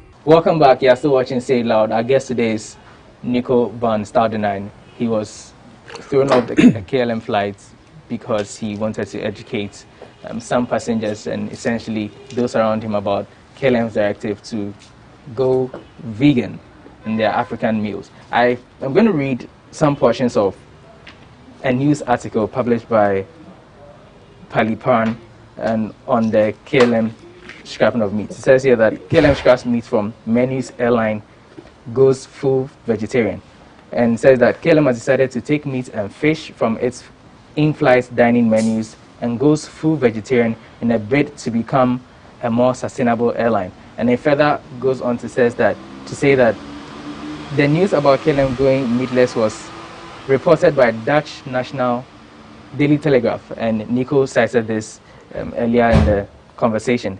And then they cited KLM's Director of Customer Experience, Kijken. Says he told the largest Dutch newspaper that the move to vegetarian food was motivated by the airline's wish to become more sustainable. Mr. Kijken said sustainability is an important theme. We constantly look at trends in society and adjust our menu development accordingly. Right, and so it goes on and it cites him again where he says that almost nobody noticed it, that we no longer serve meat on European flights, and it will be rolled out in the coming years across the rest of the network. So from this, I get a sense that it hasn't been rolled out yet. Okay. All about. Okay, so what Nico is showing me here are the publications by some international and national newspapers. Some international newspapers, including the Flying Dutch magazines. as well. Great. Now so your input here is that KLM shouldn't deny Africans or Ghanaians who can afford or would still want their meat in their meals. If KLM continues, number one, in business class with meat and fish and chicken, and they continue to flights where they are scared to lose customers, Argentinian people, South Africans, people from Texas, they are meat lovers. They know for sure they're going to lose customers. I wanted to warn them, include Ghana, Nigeria, all other African flights on it, because Africans are also meat lovers, and you will lose a lot of customers. That's all I wanted. Okay. That has, I mean, after you noted that you put it out there to get the attention of KLM, and you said that some personnel have reached out to you to try and get you another flight. Right. Now, moving on, what else would you want done? Do you want an apology? I mean, with everything that you've gone through, what exactly do you want there? My only target was to try to make clear to KLM not to cancel meat on this flight. Okay. And I think and I hope with all these reactions, because it's all over Ghana, it's starting to come in Holland. I had phone calls of 2 TV stations in Holland already by 6 o'clock this morning. I hope that KLM realizes this is a wrong decision. And right now, you have a choice. Not because of COVID, but pre-COVID, you were always asked, do you want chicken or fish? You want meat or fish? If you wanted vegetarian, you had to order a special meal that you wanted a vegetarian meal, or a halal meal, or a kosher meal, or a gluten-free meal. Okay. Why don't you just leave it like that? So people who want to be vegetarians can be vegetarians. And that's all I want, that I have a choice. I never go to a restaurant where they don't sell alcohol. I'm not a child. I can decide myself, number one, if I want a beer with my meal or not. I want the choice. People have to have a choice. So that was my whole intention. I'm not looking for anything else. And as I said, the country manager is doing his best. I don't know yet if he's going to make it, because he is under management from the Netherlands. But otherwise, I have to go to other airlines. Okay. All right. So, Nico, with the experience that you went through, how did your wife take it? My wife loves meat just as much as I do, and she also knows you can't protest against it. But she was the one hearing the stewardess saying that we threatened her, and she got angry about that. And the rest, she's not blaming me for spreading these leaflets, and she was even spreading them as well, trying to explain to people what KLM wanted to do. They haven't done it. The only reason they are doing it at the moment is that they only serve one meal for everybody, which is a vegetarian meal. It's not a choice because of COVID. And otherwise, with more meals, you have more chances to infect somebody. Yeah. But she is also taking it. But we had a lot of calls from Ghanaian friends and who were saying, don't they know in Ghana we love meat? So we've both had a lot of attention this morning. Our daughter was very disappointed. She just graduated as a medical doctor, and she was ready to pick us up from the airport. So now she has to wait 1 or 2 days depending on when we are able to get there. She cancelled the doctor's appointment for us, for my wife already. Okay. So no hard feelings against KLM, but I just prefer to fly KLM, and otherwise I have to look for another airline. So in the event that that doesn't come through, doesn't pan through, I mean, they still go ahead with the vegan meal, are you going to stop flying KLM? That one I don't know. That one I don't know, because a lot of times KLM Amsterdam is our transit points, and we can fly through other transit points as well. Weird enough, and I don't know how it came, but one airline who is flying on Ghana already contacted us and offered us a ticket free of charge on their airline if they could get the publicity. And I refused. Why did you not take it? Because I don't want to damage KLM, because I know for sure it's a marketing investment. They want to promote their airline at the cost of KLM, and I think the mistake of maybe one or two employees of KLM don't deserve to be dragging the name of the whole airline down. That's not needed, and that was never my intention with the whole action we took. Okay, so what happens if or when the country director, the KLM country director, is unable to secure another flight for you to the Netherlands? Just to be sure, I already booked another flight and I have to pay the flight within the next hour to be able to leave today. Still with KLM? No. Okay. Because I don't know what the decision of KLM management is. Maybe they are insulted and they ban me from booking KLM flights. And you know how it is, if you misbehave on a flight, they can blacklist you. You become on a blacklist. So number one, we didn't misbehave at all. So I don't think they have any right to put us on the blacklist. I don't think they'll be doing that. I hope they won't do that. But otherwise, from now on, I'll take another airline. Okay. Thank you so much for sharing your experience with us. I hope Mrs. Stoudenine is doing better. Yeah, she's okay. So that's all we have on today's edition of Say It Loud. My name is Lord Harris Idwasare. We've been speaking to Nico van Stoudenine. He was victimized, for want of a better word, on a KLM flight last night when he attempted to fly to the Netherlands. Now, his offense was that he was distributing pamphlets or leaflets educating some passengers and other Africans who were going to take the flight about KLM's directive or pending directive to scrap meat of their meals served in the economy class. He says he's still considering his options if the country director doesn't come through and help him secure another flight, because they do need to get home. We'll see how that goes, but I must say that he's also the Bulgarian consul to Ghana and a board member of the State Enterprise Commission. Former. Do join us for our subsequent episodes on Say It Loud.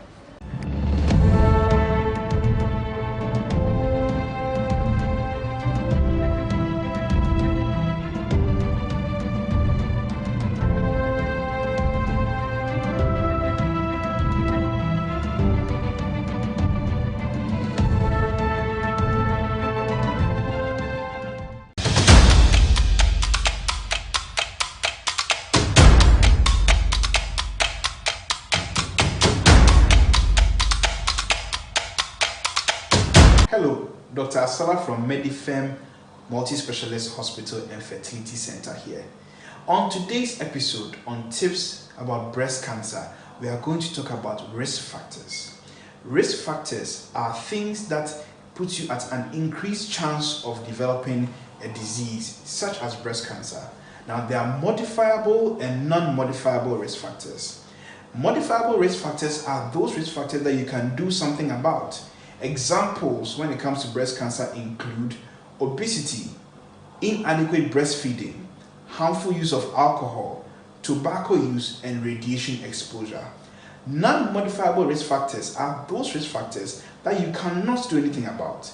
Examples include a family history of breast cancer, age greater than 40, female gender, early menarche, and late menopause. Join us tomorrow for another tip about breast cancer, and on the next episode we'll be talking about the non-modifiable risk factors for breast cancer.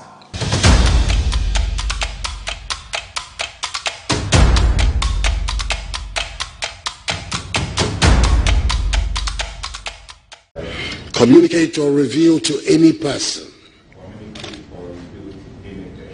any matter which shall be brought under my consideration or shall come to my knowledge in the discharge of my official duties,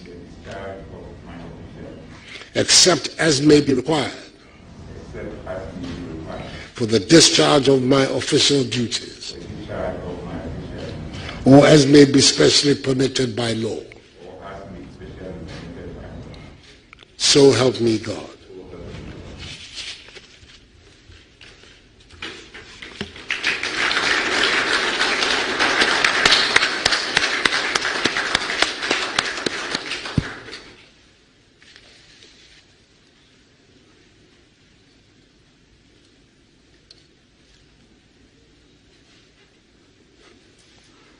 Thank you, Mr. President. May I again respectfully invite Mr. President to present the instrument of appointment to the Inspector General of Police.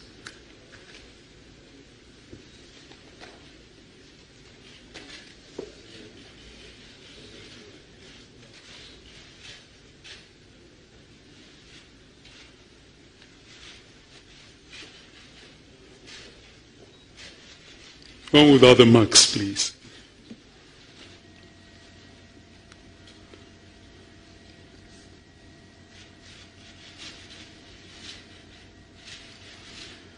Thank you very much. A round of applause to the...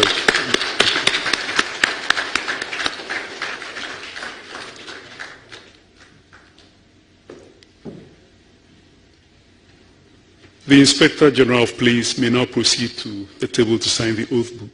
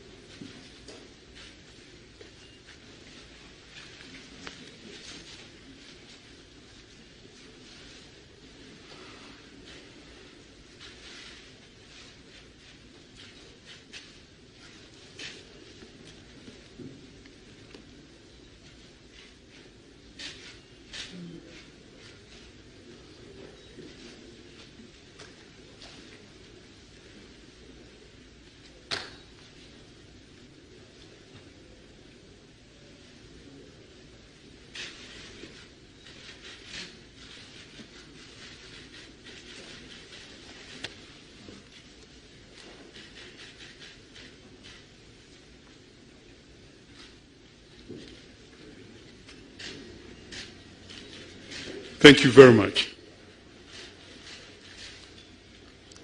Mr. President, please sign his portion of the oath book.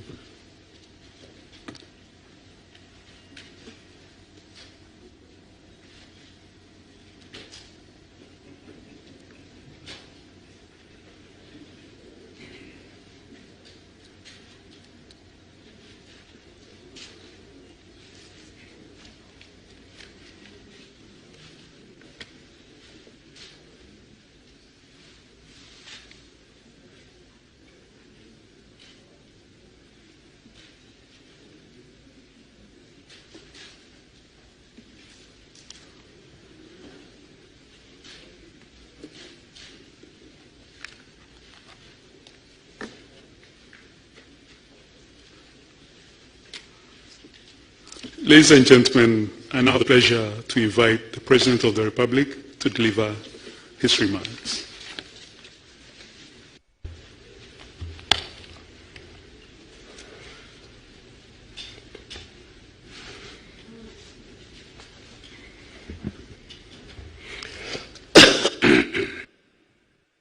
Eminent clergy, including the parish priest of Jubilee House, Reverend Canon Lamptey, Vice President, Chairperson and members of the Council of State, Chief of Staff at the Office of the President and officials of the Presidency, Minister for National Security, Minister for Defense, Attorney General and Minister for Justice, Ministers, Deputy Ministers of State, newly sworn Inspector General of Police, Chief of Defense Staff of the Armed Forces, the Controller General of the Immigration Service, the Acting Director General of the Prison Service, commissioners of police and senior police officers, chairperson of the New Patriotic Party, fellow Ghanaians, ladies and gentlemen, I welcome all of you to Jubilee House, the seat of our nation's presidency.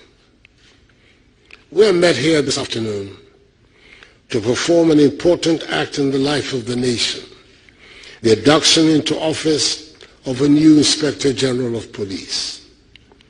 This is the first time since I became president on 7th January 2017 that a formal occasion has been created to swear into the office the head of our country's police service. There's been a simple, solemn ceremony of investiture. And to that end, I'm grateful for the presence of all of you.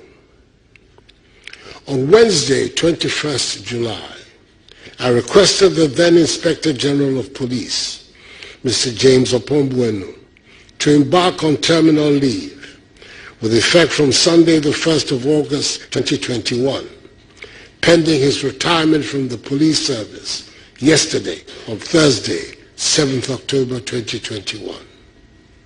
In furtherance of this, I indicated that until a substantive IGP was appointed, Commissioner of Police Dr. George Akufu-Dampare, the next in command, was to serve as acting IGP. It has been an eventful 2 months since his appointment, and the acting IGP has left me with very little choice in the matter. His actions, which have received widespread support and acclaim from the population, vindicated the decision I made to entrust him with the mandate of heading the police, albeit in a temporary capacity. It was thus with no degree of difficulty that I informed the Council of State of my decision to make his appointment a permanent one, subject to consultation with the Council, pursuant to Article 202, Clause 1 of the Constitution of the Republic. On Friday, 1st October 2021, I received a communication from the Council informing me of the positive outcome of its consultation. Consequently, I swore in COP Dr. George Akufu-Dampare a few minutes ago as our nation's 23rd Inspector General of Police.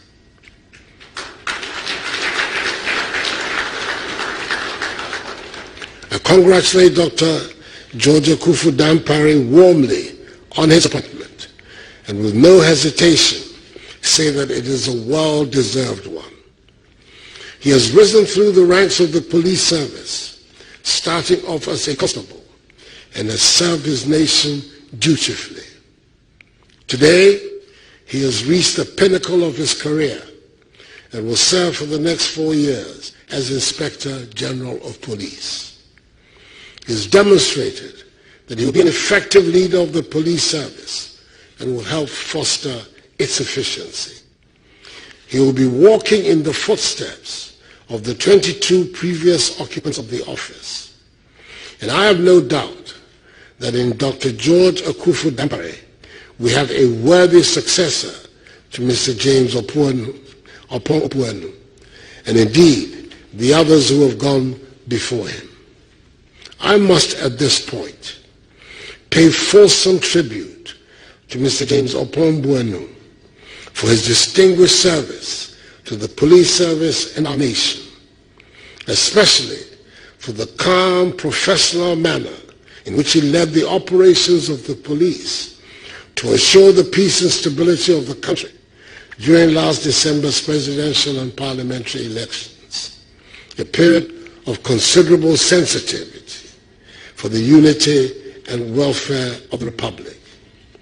He has my lifelong respect, and I wish him a well-earned retirement. Ladies and gentlemen, the most important things for our nation are its peace, the safety of its people, and the preservation of its territorial integrity. It is when these are guaranteed that citizens can go about their normal lives in security and hope to improve on the quality of their circumstances. We all sleep feeling safe when the men and women of the police service work to keep our communities and our streets safe. Newly sworn IGP, the issue of law and order is particularly germane at this time, when the traditional challenges to security, such as chieftaincy conflicts, land disputes, religious intolerance, ethnic animosities, and political rivalry, are being compounded by contemporary threats like drug and human trafficking, proliferation of small arms and light weapons, armed robberies, cyber crimes, and activities of nomadic herdsmen.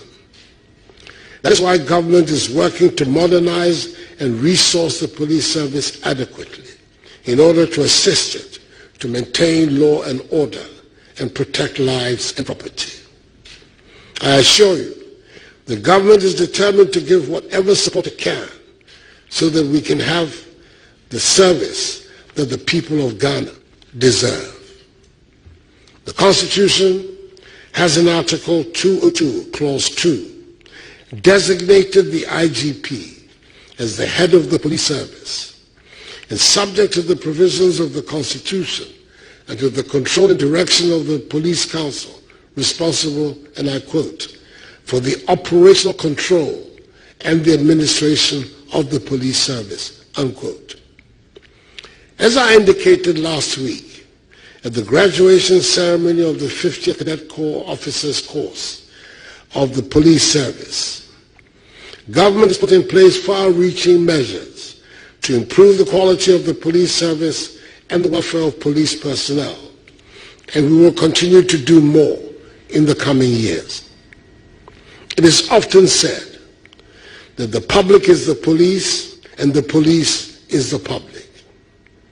The citizenry can only have confidence in the police service when its members are seen to be honest and enforce the law without fear or favor. Your task as IGP during your term of office is to establish a service that maintains the trust of the citizenry. It is in everybody's interest that the police service conducts itself as the principal creditable instrument of accomplishing the executive's duty of maintaining law and order in the state. Governments in our body politic have term limits, and in a multi-party democracy, parties win and lose power. It is good for the health of the nation that this should be so. And this is why the police service under your leadership should not tie its well-being or otherwise to the fortunes of the ruling party of the day. As President, and together with you as Inspector General of Police, we need to cooperate to ensure that the police service is left to focus on its core mandate and not be an appendage of the ruling party. I envisage the development of a police service that goes about its function of protecting ordinary citizens, confident that there will be no interference from the powers that be. Newly sworn IGP, I believe strongly that in you we can help promote the development of a nation governed by the rule of law and respect for human rights, with the police being at the front line of this endeavor. The police has the primary responsibility of maintaining peace and keeping law and order in our country, and government will do its best to assist you in the police service discharge this effectively. May God bless the new Inspector General of Police, Dr. George Ekufu-Dampare, and us all. And may God bless our homeland, Ghana, and make her great and strong. I thank you for your attention.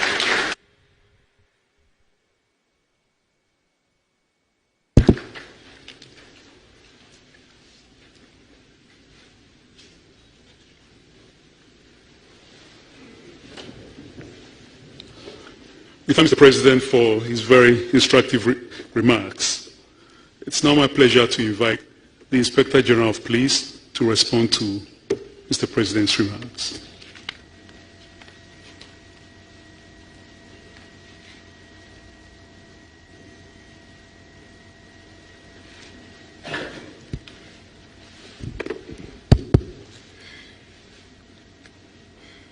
Mr. President, Mr. Vice President, Nana, Chairman of Council of State, honorable members of the Council of State, Madam Chief of Staff,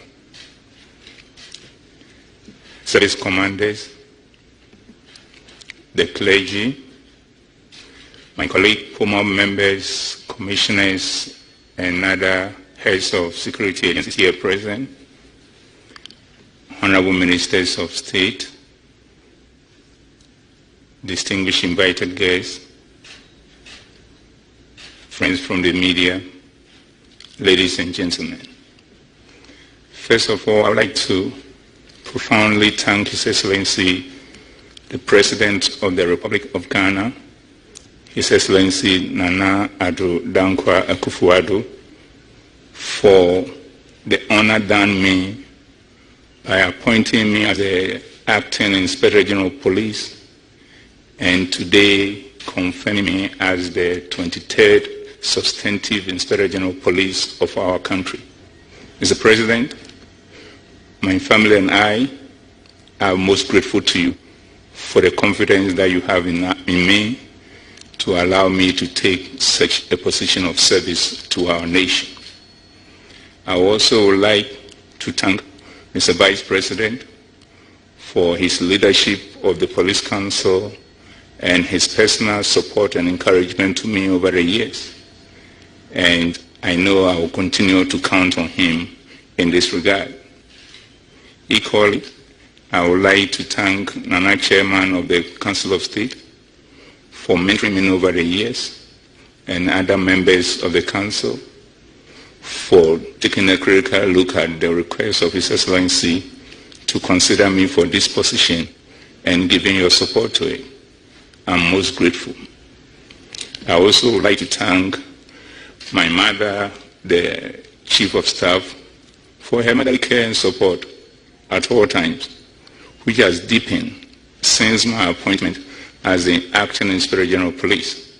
And I know, now that I'm in that capacity as a substantive Inspector General of Police, more of such motherly love will be extended to me for me to have the peace of mind to work together with my colleagues to keep the peace of this country.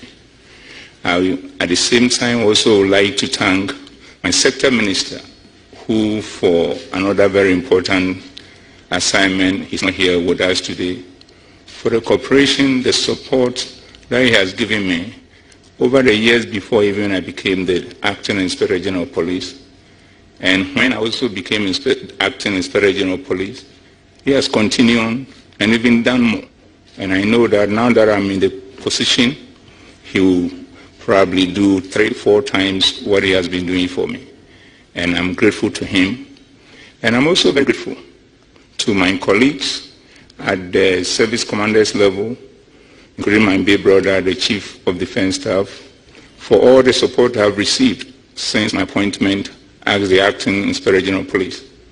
And coming to a point that we've seen that the only weapon to defeating and fighting crime is when we work together. And I hope we'll continue to do that in the interest of this country. And I also would like to thank my colleagues, former members, the commissioners who are here, and those who are not here today, and the entire police force for the outpour of love, support, understanding accorded me since I joined the service to today, and even expanding it upon my assumption of office as the Acting Inspector General of Police. And if I have been able to do anything, it is because of that support that you've given me. So colleagues at COMAP and the entire police force, I want to say thank you very much. And as we have always been saying, we are in this together. And when we are in it together and we do it together, the results beats people's imagination. So I hope we'll continue to stay together as a family and pursue all the things that we need to pursue in order to bring peace and tranquility to our dear nation, Ghana. Mr. President, you've actually set the pace for us in terms of what we're supposed to do. And I want to give you the assurance that working in concert with my colleagues within the police service and outside it, and also getting the support and the backing of the population of the country, we will be able to leave the police service better than we can find it. So that at the end of the day, if we leave the service and we are passing by and we see police people doing an excellent job, we will be proud and tell ourselves without anybody hearing that yes, we also contributed, and as a result of that, we are seeing a different police service. And our vision has been to become a world-class police institution. And Mr. President, we are poised, we are focused in attaining that. We know it is not going to be easy. By my colleagues and I, we have made our mind that even if we are unable to take it to that destination, we, at this time, will position the organization towards that destination such that there will be no turning back. And I know it is doable, because anything that we put our mind to, your heart to, and stay focused on it, it will definitely come to pass. So our focus is to make sure that over the years, so soon in the future, we'll become the most respected organization in the country and a reference point for Africa and beyond. Because we know that if we succeed in doing that, then at the end of the day, we'll get our respect back as an institution. The trust and confidence of the people will come back to us in a force that will help us to deepen our legitimacy. And it is something that we are proud of if we are able to achieve. And Mr. President, finally, I would like to say that we know that as police officers and other security agencies, we happen to be one of the few who become civilians twice in our lives. Before joining the service, we are civilians, and at a retirement, we will become civilian. So our focus is that the police service we are nurturing today will be the police service that will police us and our children and our family when we come back into retirement. And knowing the privileges that we enjoy as officers now, if we are unable to institute a police system that will police us better than what is currently being done, then we will be the losers. So whatever we do today in terms of making the police service better, we do it for ourselves. And Mr. President, working in concert, in partnership, and in unity with my colleagues at all levels within the organization, we can assure you that we'll stick to it and achieve it, to make you proud, to make the people of this country proud, to make our families proud, and make ourselves also proud. So, Mr. President, once again, I thank you from the bottom of my heart for giving me such a rare privilege to serve my country in this capacity. And I want to assure you that I came into service with humility, with integrity, and with an understanding that when we are all in it together, the result is better. Mr. President, I thank you for the opportunity once again. Thank you, sir.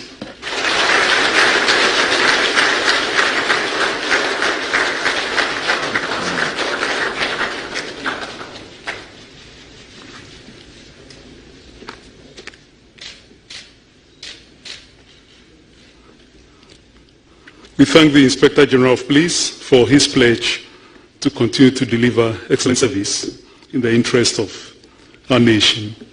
Thank you very much. Ladies and gentlemen, all too soon we're coming to the end of this very solemn and impressive ceremony. And it's my pleasure once again to invite Reverend Samuel Lanti to lead us in the closing prayer.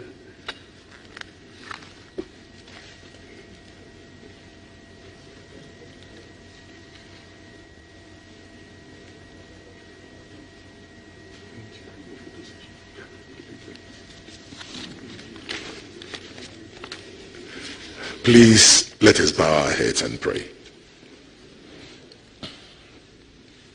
Heavenly Father, we praise you because you are the beginning and the end. You prompt our actions with your help and complete them with your blessings.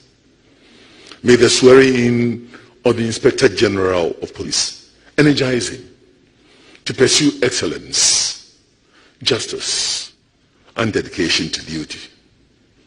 May St. Michael, the glorious archangel and standard bearer, the patron saint of the police, fan the flame of the gifts you have given him and reveal your grace and truth to him each day. we beseech you, dear Father, to send us out here in the power of your Holy Spirit, and further us with your continual help, so that in all our work began, continued, and ended in you, we may glorify your holy name. And may the grace of our Lord Jesus Christ, the love of God, and the fellowship of the Holy Spirit be with you all, now and always. Amen. Thank you, Reverend Kenonlanti. Ladies and gentlemen, you may observe that we should have had a photo session before the closing prayer, but we've noticed that photo sessions usually tend to be more interactive. So we would want to make it the last anthem. So immediately after the national anthem, we'll have the photo session and then depart the hall. So may I crave your indulgence to be outstanding as we take the national anthem.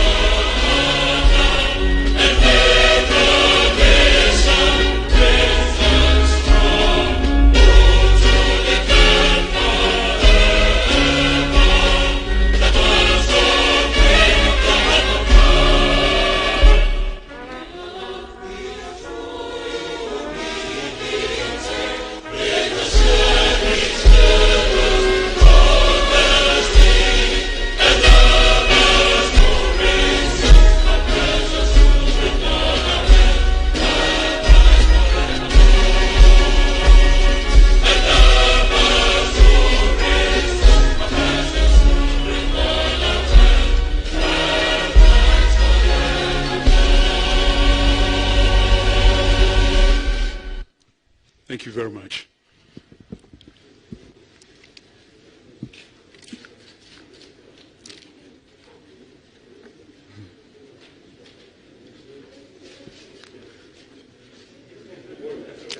So we'll get set for the photo session shortly after Mr. President finishes interacting with the key officials.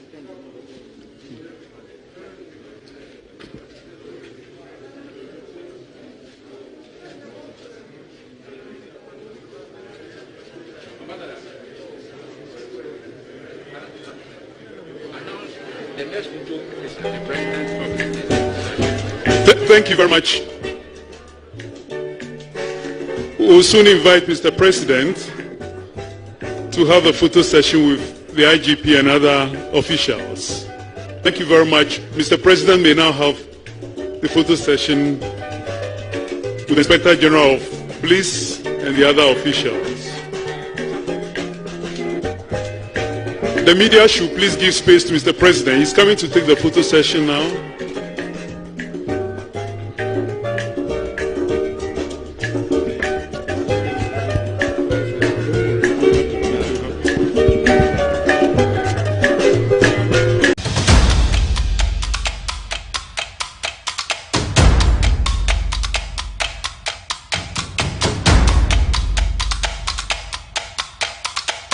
Hello, Dr. Asala from Medifem Multi-Specialist Hospital and Fertility Center here. On today's episode on tips about breast cancer, we are going to talk about risk factors. Risk factors are things that put you at an increased chance of developing a disease such as breast cancer. Now, there are modifiable and non-modifiable risk factors. Modifiable risk factors are those risk factors that you can do something about.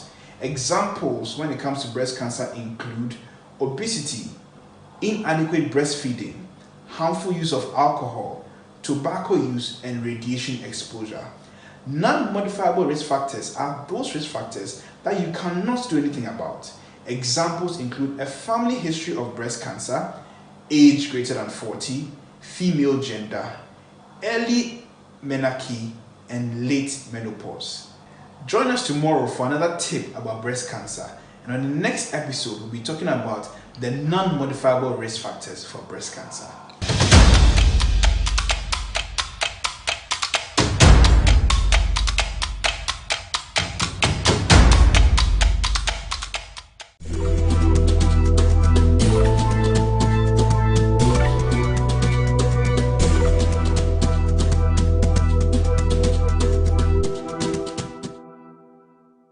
So do you know how long the company has been in existence? 22 years? No, I didn't. It's when you reached out to us and mentioned that you're 22 years, and I think that's shocking. I've followed, GhanaWeb for quite a while, more than a decade, but I wouldn't have pegged you guys for having been in existence for more than 2 decades, and I think that's really positive for you guys. You've served the nation really well with the kind of contents that you've delivered to your readers over the past years, and I think that it's been a pleasure, having worked with you. For me at Soccerbet, and for every other reader out there, I'm sure they'll be really pleased to know that you've been in existence for 22 years. We want to, from here at Soccerbet, what we want to say to you at GhanaWeb, to your management, to your staff, is congratulations for this particular feat. It's been an amazing journey, I'm sure, and I want to wish you all the best going forward for the years to come. Everything that you do, may it work well for you. May you go beyond your boundaries and continue to serve the entire populace.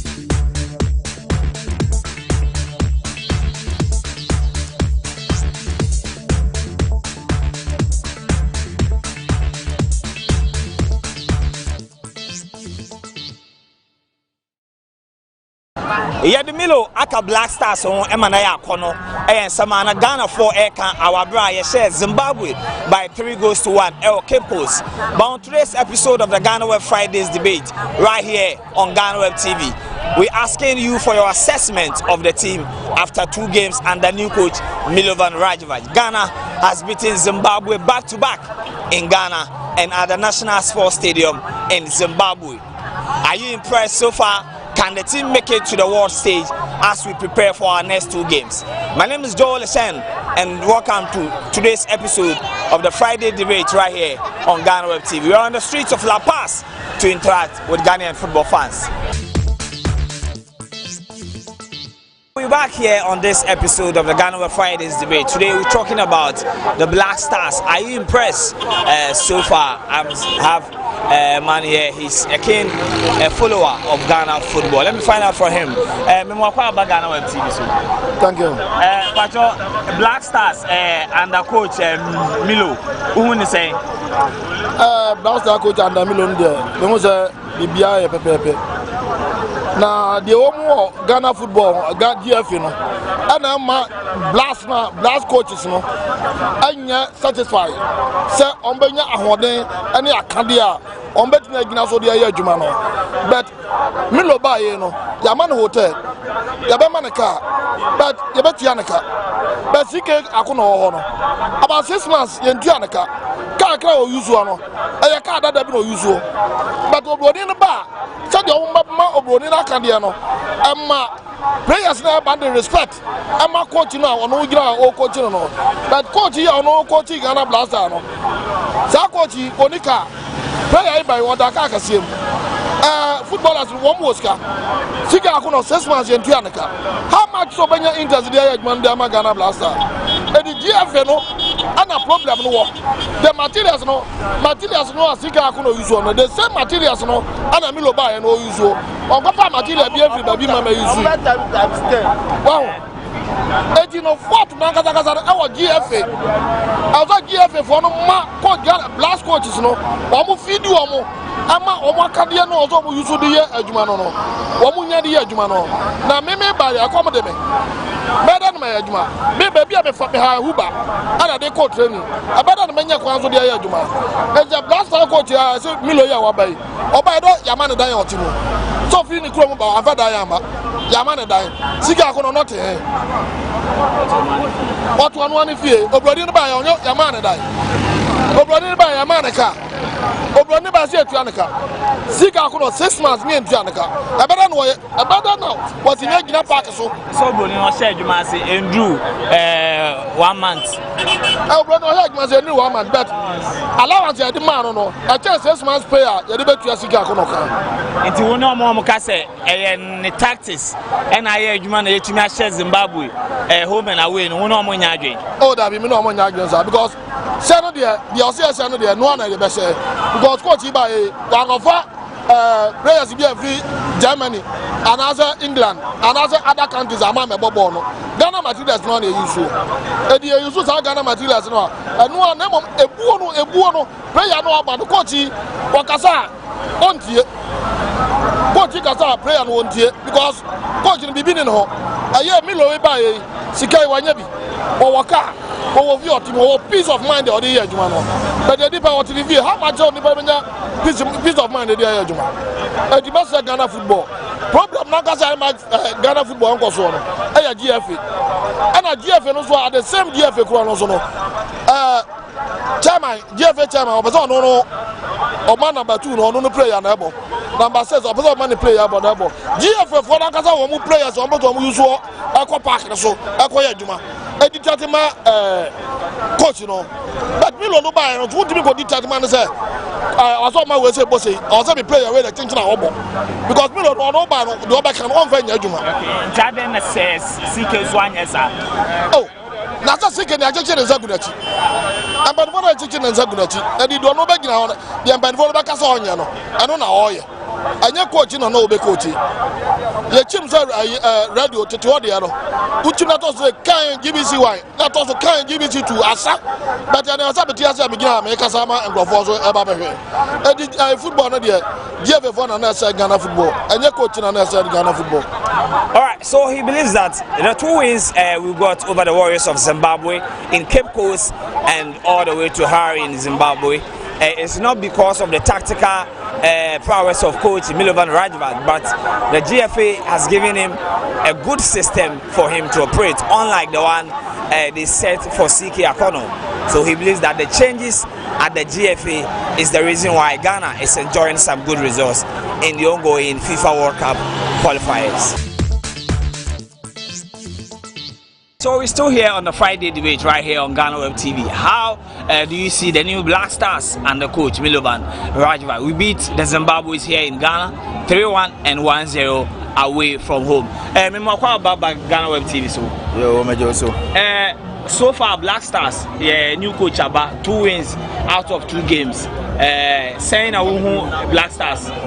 Oh, Black Stars team in the MCCC no. Yeah, back from senior old Black Stars na sena na amanfonya odoma team no.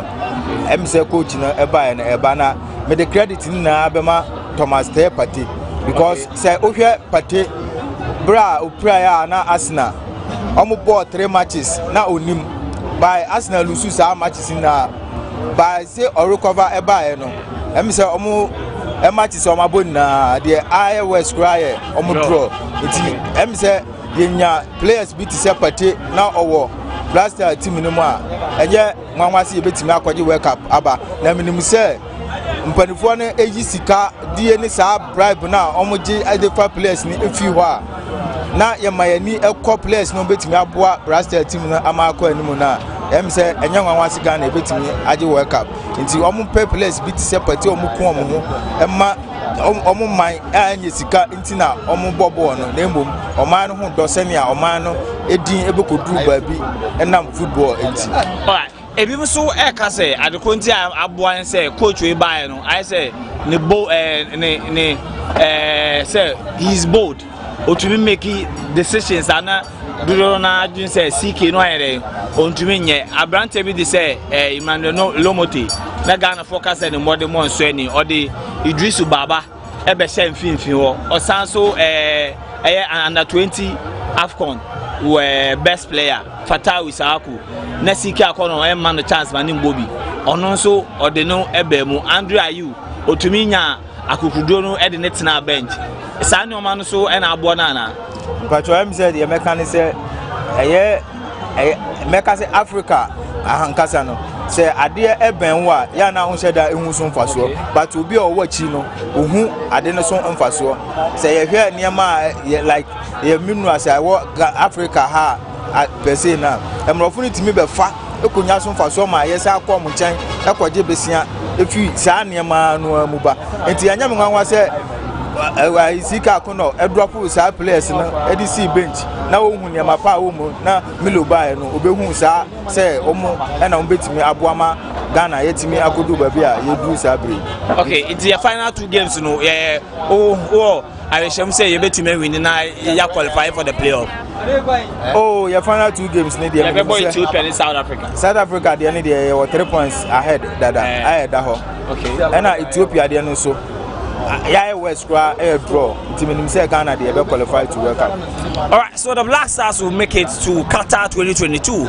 He believes that the inclusion and the return of Arsenal midfielder Thomas Partey has aided the team to beat Zimbabwe back to back. I have another football fan here. Let me engage him and find out from him his thoughts on the new Black Stars. GhanaWeb TV.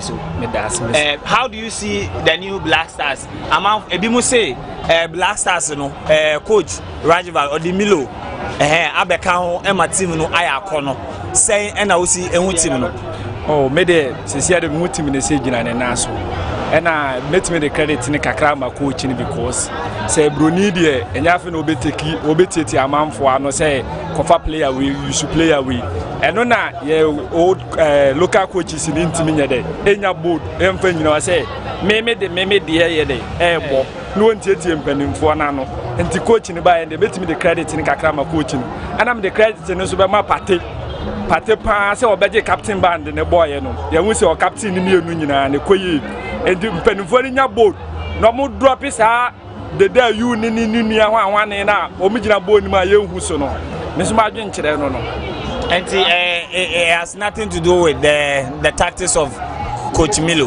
Oh, coach ni tactics ni dey make me say count to kakra because teacher ni kura kira dey na say akra be pass ya the credit ni ma akra no ba na abra teacher ni wo and the credit ni be ma coach ni say ni tactics na o bo no eye dey onkoso anya dey e mo ne sa anya dey e ma ye no ntiatie mpanimfo na no mpanimfo ni na e ma coach ni hu adwuma o ye dey oye and this wa ba dey we ye ne second camera wa ba e so odi mpunti o ye dey e bam two team two a year wa bone dey ye mi so wa ya dey by nema dodo na ye dey e wona nim a ye hwe so dey be qualify e dey adum pempon so nti se dey ye ntim ba credit ni nyina ma no say wa ya dey because enema bebre gu na nim. All right, so you heard these 2 gentlemen, and to them the inclusion of Thomas Partey has made a big difference for the Black Stars. Let me hear from you in the comment section as I go along to speak to other football fans here in La Paz. We share 2 games no na ekosema oh na koye 2 games na abon de koye chen last 2 games na your boy nti ujidi say coach Milo ena ne modern mo eso ani ana say players na epejo modern mo so oh o ball on boy na utimi say coach ni nsa no wom ewo team nim because oba na niam be asesa na discipline so asa be team nim because we first na discipline boys no as obi aye de ope ba we say Bruni coach ni ba no as a difference abem kakra team we say Bruni ni nsa no aba team ni. Okay, nti eno be na we expect say Siki akono ebe ye first 2 games na wanya Bruni abeya amaye that 2 victories no.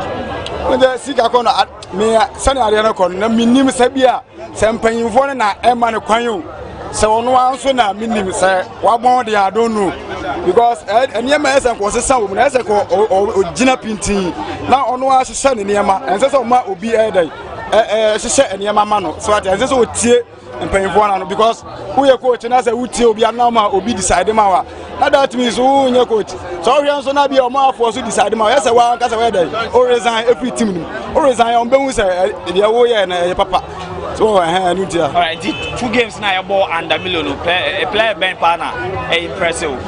Oh, player or impressive me Kudus. Kudus or Bobo or good boy no Kutabo na me dem akoma tom yem. O Kutabo timi da no. Ana ono Kutabo so I head inside there obeje. Just what twa no. So at as Kudus there. My best player. So a lot of people have been speaking to us, and then they've shared their opinions on the game the Black Stars played against the Warriors of Zimbabwe. I'm about to find out from this gentleman too how he saw those 2 games. GhanaWeb TV. Black Stars here 2 games now in Zimbabwe boy no wunya be here. We share no na performance no te say ma. Performance no dey no ma hunu yes abati we no ma ba games no dey me say Ghana for no mama ho me so omo keka mo ho de ba de ba ko mi problem ba ko ni say Ghana local for no e local league no goalkeeper ye bo Ghana Premier League na goalkeeper pa ntimi ya free goalkeeper ya free third division goalkeeper pa wa ma no dia free Richarata ane de e to si papa enye because ene Ghana for ye league na nya boy because Premier League wo hono mo na ntimi ya best goalkeeper ba ko kura na ko fa third division a Ghana third division keeper kura wa ha ye fa ye hwe kura da pre kwa ya ko fa third division keeper na Premier League keeper wa ho bebrebe ya fa ba ko kura dia e to sini nti mo hwe na mo chakini e boni for mo sha sere wo ho no ene ma bi ho no ma ehu hia e so botwa so no mo jesika die na hwe na league no Ghana ayi ball no e yere e ko nanim na de mo ye ne de me no mo anya adwene ye bompa ye se o motima yere a qualify there but o mo se sane ma bi mu na obi anti me yere e me play game ni bi goalkeeper ne de o mo se sane na Ghana keepers wa hara mo a o mo ball Premier League o motima da a chekama na inti so far performance lankasa won ni say performance lankasa ndie so far so good no ye be fa ni sa kakra ye winning kwa ne times no alaji grusa be say goal ni ye hwehwe na ye performance in particular ye winning there ye be fa ni sa bet ball nkasa ndie hwe a enkoye sa say ye bo bibire wo hono mo aya o mun kasa mo nkeka mo ma wo mo say ye mbu ye hu say se ye usabrofo de man e respect wo mo they say on the sun and be able to place no o mo home so you see to qualify in the two games na Yaboa and Milo no player ben and your best player place in there mame bako place in there so far so good in there o nyina o mo ke come ho there na ka sa ma bako mo dia Pateje, me hu se patere ejira edi kan pa kase pa nti me hu patere me de carbon di first year. Okay, so he wasn't much impressed with the quality of football we showed in our game against Zimbabwe, but he believes that getting the goals is the most important thing to do, and he's choosing Thomas Partey as his best player in these two games under new coach Milovan Rajwa. Black Stars new coach, about 2 games, you winning 2. Send out see who games na about no. Difference, you know, I've been saying. What's it been saying? Sika kuna time no. Na you do the ball, and na praise for you 18 more ball ni. Okay. Na bro ni ball no, you win difference will be, and that's how we match so. I say win the match. Born a boy, you need be more. I can't say, I don't say, go see the Yashe. By no ball, no shut down, when he shut down Jehon. Oh no, bonus so called Semao. Oh,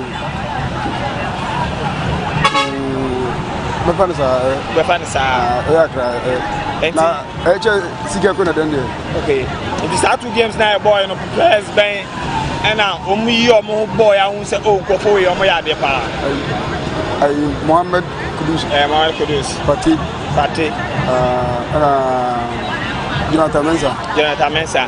And this year, I got 2 games. I say you're winning in Nana, you qualify for the playoff. So 2 games, you know. I say you're crossing Ethiopia away. Next South Africa of here. So 2 games, you know. Who is saying? You're showing me now. Okay. All right. So he was impressed with the performance of the Black Stars and the new coach Milovan. As people were saying on Tuesday, Black Stars, you know, yeah, the Milo Akahon, Emma Black Stars, Aya Kono. Black Stars, Aya Kono, Mawana. Let me hear from you in the comment section. Black Stars, first 2 games, and the Milo, who is saying? Oh, and the Milo, I change CK. But I say, no, I say, Coach Milo, Emma. Sa local teams, you know, the Premier League local players, you know, or more baby chance. They say no more free abuche bano. They say omo bano omo bokwa no omo yiro omo humbo. As I say, and a local players for no more kakrabi omo omo biano. Omo kumu wa den abo amaye. It is a team no so player omo nimu say wano omo njane kwa no onko sebe ya team no enye omo dia Ghana for nyina dia. Ati ase sebe ya yensu ye ni beji ensu ye be na Melody aba team no Oh, they say now, they say, Omu born a bona. They say no, or the teamwork I the Abba team. They say no, and Sikeno, no, a boni ho. What I say, how Mumbu coach, you know, but we know a bruni, we are rough for betting. In Tiamo, be a steady. Yes, we are steady. We are 1 year steady. I am frail. And I will blast our team in Muso and never bow. I'm what me outside and never bow. Wait to say, frail. Now, Bana, when Modimo and Swenia, young frail view. There's almost a woman, your Babiano, or Bao Kunu, Magana.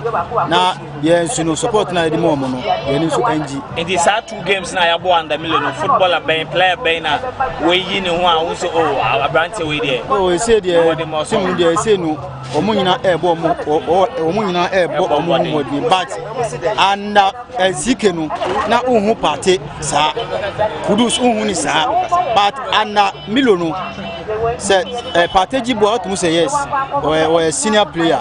Kudus Jibo to say friend in Sweden, as I say, it's you know, or the Numa baby, I can't team no one, because I say, yeah, what I say, but and soon, while I say, all working almost. I said, yeah, next 2 games, you know. I said, game my boy, yeah, your call as Zimbabwe boy. Now, performance not and said that and yeah, Isa, or Mumpeja or Mumodimum, now you say, or Mubeboy, now you see your support to him. We are ending the debate on this week's episode of the Friday debate right here on GhanaWeb TV. Are you impressed with the current Black Stars and the new coach, Milovan Rajavan? People are saying that the Milo aka Black Stars on Emanaya Kono. Menya Abrante Bakua, mi Bisano. Se onu so wehu Milo na ye de aka Black Stars no hana. Me mo kwa ba GhanaWeb TV so. Black Stars and the Milo. Also, say, yeah, the Milo Abeka on my Black Stars. I have Kono, and I say, also, why didn't you for? Oh, I have Kono, we say a whole improvement. Okay, we say, Timo, a man can't get enough chance of the small ball. And the ball is so fair. Where boy could see all boy. Now, I come out deep ball, but by do small ball, who's a ball improvement about Canada. In Dena, now, CK, and to me, Milo, Abaye, Massiciano. Ghana forecast Black Star na ya kono. Oh, tactically, also coach your show variation or in his game. Game bia obia, also my young guys no chance. Na ball no ball no so say a mad direction. Na physical kono the team over too much say one shot on target. For was coaching na go be a team no. The who say be boy pa ball no efe. Which take it at any time. Ball no so efe come out. Say na Ghana boy ball. African Brazil say na boy ball. Alright, and say no kind or think a CK Akono a good Black Stars, but Milovan has come in to save the situation as we played 2 games and we've won all these games against Zimbabwe, back-to-back victory in the World Cup qualifiers. Are you impressed with the performance of the Black Stars and the coach Milo? Let us interact in the comment section as you watch the contributions of others. My name is Joel Leshen, and this has been another episode of the GhanaWeb Friday debate right here on GhanaWeb TV. Do reach out to us in our comment section. Subscribe to our video, like and comment. Black Stars ayakono and I say they are etia enetie. Mamente they are also uhoka.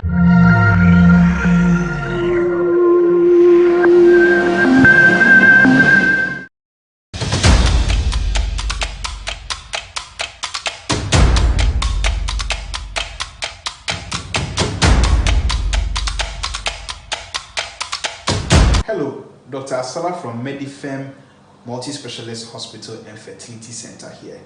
On today's episode on tips about breast cancer, we are going to talk about risk factors. Risk factors are things that put you at an increased chance of developing a disease such as breast cancer. Now, there are modifiable and non-modifiable risk factors. Modifiable risk factors are those risk factors that you can do something about. Examples when it comes to breast cancer include obesity, inadequate breastfeeding, harmful use of alcohol, tobacco use, and radiation exposure. Non-modifiable risk factors are those risk factors that you cannot do anything about. Examples include a family history of breast cancer, age greater than 40, female gender, early menarche, and late menopause. Join us tomorrow for another tip about breast cancer. And on the next episode, we'll be talking about the non-modifiable risk factors for breast cancer.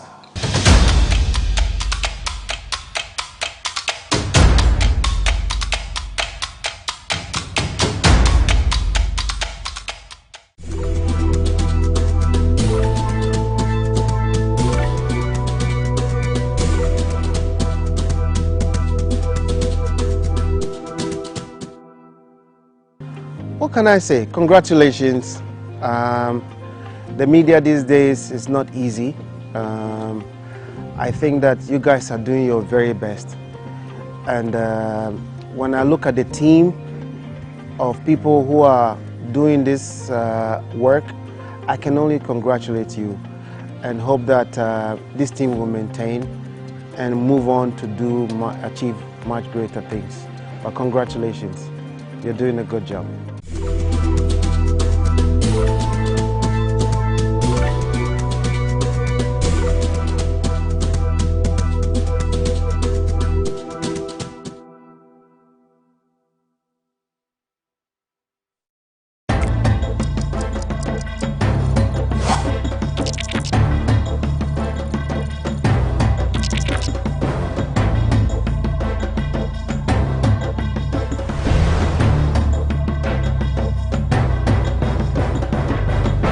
Welcome to the Lowdown on GhanaWeb TV. This program covers all the relevant issues from the hard truth to the facts and fears. My name is Ismail Akwe. Today we are going to discuss the media in Ghana and journalism. Journalism in Ghana has become more pluralistic than in the past, and thanks to digital media and social media, now the traditional media is following social media and digital media to get the news. How did we get here? And what has been the story in the past? Our guest today is a seasoned journalist, and he's also a politician, and he's going to take us through this journey and evolution of the media in the country. We'll be right back on the Lowdown.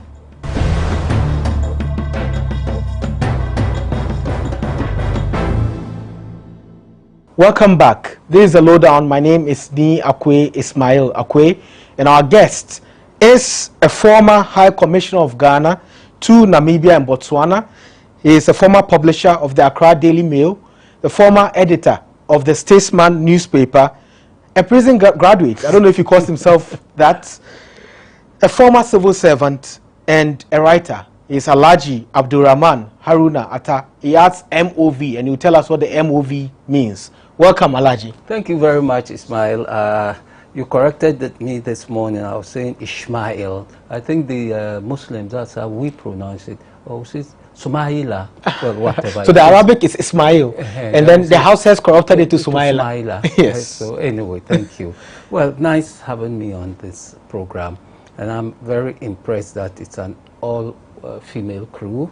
You hardly find them in this town. So, well, GhanaWeb, kudos. And as you see, more grace to your elbows. Thank you very much. Computers. Thank you. Thank you for coming. And your name has MOV. Yeah. What's the MOV? It's a national honor, one of the highest national honors, the member of the Order of the Volta. Okay. It's some people get the Grand Medal, and then the Order of the Volta, I think, has 3 components. Some are Commander of the Order of the Volta. Some are something or the other. It goes all the way to the top where heads of state get the Star, Order of the Star of Ghana or something. So that was given to me in 20-something, I can't even remember, for contribution to media development in Ghana. I see you're very proud of it, because absolutely. I've never seen anyone using it as part of their name. You are the only one who does it. Yeah, but they should. It's because of ignorance, I'm afraid to say. In the UK, when you are a something, you use it. It's a sign of pride in having it, and a sign of pride in your own country. So member of the Order of the Volta shows my pride in my country. And I think all those recipients, when you get it, just add it to your name. It doesn't take anything. And then when you are going to formal or some informal occasions, you wear, whether it's a pennant or the what do they call it, the sash. or what you put in your pocket here. So it's just part of pride in belonging. So I would advise my recipients, and that's all over the world, all over the country. Some are farmers, some are engineers, some are soldiers, some are whatever, so many. So they should use it. There's nothing to be shy about. So that's why I use it all the time. Well, that's quite inspiring, and I'm sure they would also follow your footsteps. And I'm sure by the time you get to my age, with this kind of work you are doing, you also get an Inshallah. So we pray for it. Exactly. I'm proud about it. Yes, or the grand medal. Yes. Yeah. So you have so many titles. You used to be an editor. You used to be a civil servant. You used to be an ambassador, which was most recent. Yeah. Which one do you cherish the most? Funny, the ambassadorial job. It's a very, very trying job, because when you take that appointment, it's not to go and be drinking champagne or just going to parties. Yes, there are diplomatic receptions, but it actually means working for the advancement of your country. It brings in all the things you've learned through your life. I went in not as a trained diplomat, but what they call the political appointees. For the first few months, I had to learn, and I learned on the job. And by the time I was leaving, I think I had done so much work for Ghana. I'm proud to say that something we call the PJCC, the Joint Commission, Permanent Joint Commission of Cooperation between Ghana and Namibia, for example, had been in abeyance for about 12 years. When I went within the first year, I was able to get it going. And the PJCC is the platform on which nations discuss matters of interest, set up the policies they want to follow, the areas of cooperation. So it's a lot of work. And then you have to do with the personal relationships with your hosts, and also with your staff, with your Ghanaian staff. So it's a lot of work. I found it more exciting out of all my my experiences. Maybe the next I can say of my life is my time as a student, secondary student. Those were great days. I don't think anybody who's attended secondary school will not mark his or her secondary school days as one of the most exciting in their lives. Which school did you attend? Navasco, the great Navasco. Oh, I should have worn my Navasco anniversary. You're rather wearing KNUST. Yeah, t-shirt. Our anniversary is this year. So, did you start writing in Navasco? Yes and no. Not formally, but a little article here, a little article there. We had some small magazine, and it got us into trouble even once, and I was suspended from school for 1 year. I never had my lower sixth education, and some were expelled because the authorities thought the magazine was rather a little too risque, and in those days there were certain things they just couldn't tolerate, especially if it had sexual content. So the authorities came on us very, very hard. I had a year's suspension. Wow. And so writing has put you in trouble so many times. So many times. And I introduced you as a prison graduate, and it has to do with writing as well. With writing. Yes, so that's one of the riskiest roles you've ever played? Yes. But prison too, it's a subculture. When you go independent on the crime that sent you there, the prisoners can rally around you and give you such moral support. I got it when I was first at Nsawam, and later I was transferred to Akuse local prison. I remember once I fell really ill with malaria, and all the prisoners in my cell rallied, boiled hot water, helped me massage myself. I don't know where they got the money from, but they bought a robe and came and rubbed my body. So I saw compassion in prison, something you don't associate prisoners with. But then I also saw deprivation. Our society doesn't treat prisoners well at all. You go in a Ghanaian prison and you are like an animal, you are forgotten, unless you have people who come in and visit you and see you. The food is horrible. There's something they call zontoli and manpower. Terrible. So that experience is also there for me. Yeah. You've spoken widely about the prison experience. Yeah. Today we are going to talk about the journalism experience. Fantastic. And what took you to prison was contempt of court charge. Yes. Yes. And I want to know if you had written or you had done that article today, do you think you would have gone to prison?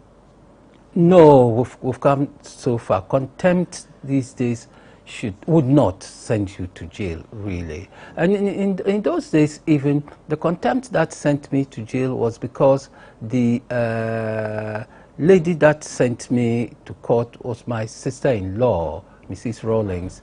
The lower court had freed us. I went in with Mr. Baku, Kweku Baku, and the lower court had, well, the judge had done a very balanced ruling.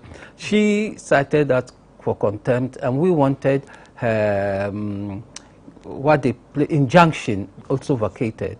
So the judge refused to vacate the injunction, and then he also refused to send us in. Then she went and petitioned the Court of Appeal. So the case actually was decided by the Court of Appeal, not the High Court that was supposed to handle it. So the three judges on the panel, one of them disagreed with his two elderly colleagues, and so they sent us in. They have since died, sadly, but well, that's the way of life. They are bitter, they are gone. So currently, we don't have a lot of journalists facing any of these things you are talking about. The system has changed. Yeah. Writing has changed. Yeah. The media is pluralized. And we have a lot of media houses, from the print to broadcast to the digital media, and all of them, so many of them. Collectively, there'll be more than 100. And you are also, or still, writing to feed into these media houses that we have. How do you see the media right now as compared to the media in the past? Is it a positive growth, or is boring, as some people say? Because others say, well, we miss the media of the past. In the past, it was so rough and it was so hard and difficult to cut through, and we don't have so many people in there, a few people who are very factual and very ethical than now. How do you see it? It's very interesting. When I was coming, I pulled out something online. When you gave me the invitation, I decided to do a little research. You don't appear on programs like yours not prepared. So I want to just read you something. I have a reason for doing it. It's just a small paragraph. It says, the Gold Coast Gazette and Commercial Intelligencer was published from 1822 to 25 by Sir Charles McCarthy, governor of the Gold Coast settlements. As a semi-official organ of the colonial government, the central goal of this Cape Coast newspaper was to provide information to European merchants and civil servants in the colony. Recognizing the growing number of mission-educated Africans in the Gold Coast, the paper also aimed at promoting literacy, encouraging rural development, and listen to this, and quelling the political aspirations of this class of native elites by securing their loyalty and conformity with the colonial system. So you would ask, so what has changed from 1822-25? That was a clear agenda. That was a clear agenda. That was a clear agenda. So newspapers and the media are normally established with agenda. I do not believe that you just set up a newspaper for the bloody mindedness of it.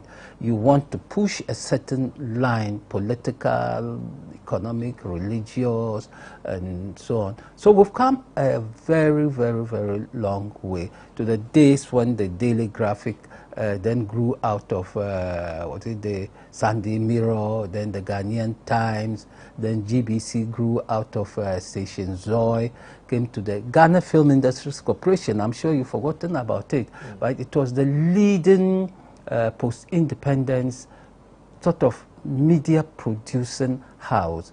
It's now become TV3. It was set up by the British in 1948 as the Gold Coast Film Unit.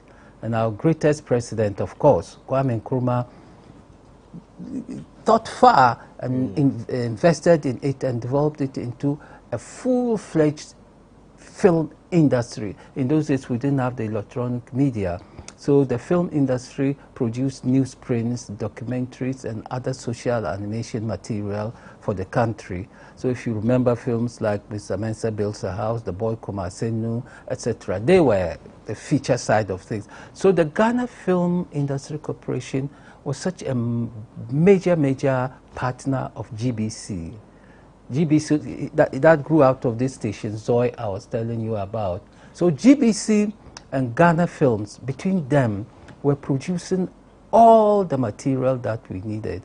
And in those days, too, we had the Information Services Department, let's not forget. So they were like the implementing agency of all these things. So they had a fleet of vans. They went around the country, and those were great days for us when we were children. When the film van is coming to a village or a town, oh, it was a source of joy. Then we would rush, and then they would show films, mainly government policies and so on and so forth. And then it grew and grew and grew, and then came to, like I'm saying, Graphic and Times. They then took the mantle. The Ghanaian Times, that one came from the Guinea Press, the Guinea Press. Kwame Nkrumah again took it up for the party, and then after the 66 coup, the NLC transformed it into a state-owned media for the country. The National Graphic, you know. So within that time, many things grew up. It was in 1957 that we had the Ghana News Agency, the GNA, and then also we had the development of the film education institutions like the GIJ, and so on. And now they've all grown up, and there are many. My good friend, Professor Kojo Yanka, his school of great school. So all these things are there. So we've come a long way. That's why I'm giving just a short history. And so within the period too, I became a board member first of Ghana News Agency. That was during, Ghana News Agency, and then later I also became a board member of the Ghanaian Times. So I seem to have done quite a lot of media work in my life, all very exciting. And then we've come to these days. These days, you have the advantage of technology. You have the advantage of technology, and those of you who are professional, like your good self and GhanaWeb, I was telling you earlier on, we all used to depend on GhanaWeb years ago when it started. That was when everybody was sending messages to Akoto, and so on. But now I see you've grown, you are adding so many things to your stables. So it's now different. So I can say that out of this history and this mix of media, the country has benefited. I think it would be wrong and churlish to say that the country hasn't benefited from our media.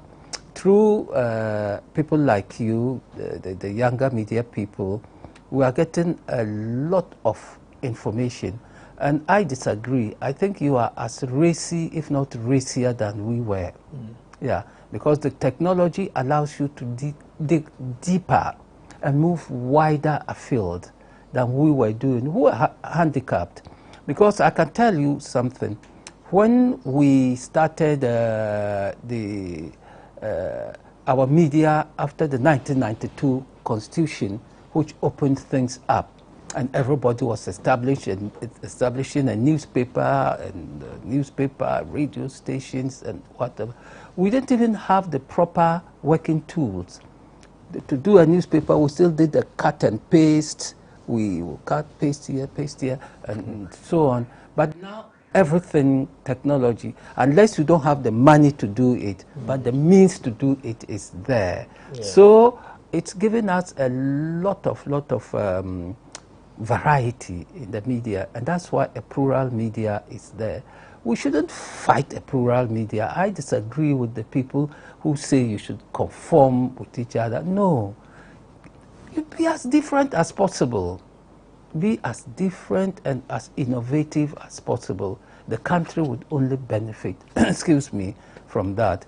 Our period, let me tell you this little history. My good friend Cabral, Ambassador Cabral, he was the one, I think, who went online first with the Independent. So it was a cause for him to bluff with his pioneering role in getting online. So the first newspaper to go online. To go online. Yes. So and that time it was Africa Online. Yeah. All of us later became Africa Online, Africa Online. That was even the email address of my newspaper until we moved on. And I also, in my own little way, it may or not mean anything, either the first or part of the first to introduce the use of digital cameras to do my pictures and do my pages. So it was then a very small camera like this, and I was carrying it all over the place. I cherished it so much I wasn't even giving it to my reporters. I wanted to do my own pictures. So I remember the late Jacob Echebel once told me that, he says to me, Abdul Rahman, you are too old to be doing this. let your reporters do it. But then that's how the status was in those days. Technology was almost nil, and then of course it started building up. Then other servers, media, whatever started building, and then just opened up. Okay, thank you very much for the history, and I was quiet because I wanted you to take us deeper and give us more. So we'll go on a break. Okay. When we come back, we look at segmenting the media in terms of looking at the past and now. Yeah. We look at the agenda, how the agenda setting was done. Also, we look at the quality of content. Okay. And then we also look at social media and also digital media in total. This is the lowdown. We'll be right back after this break.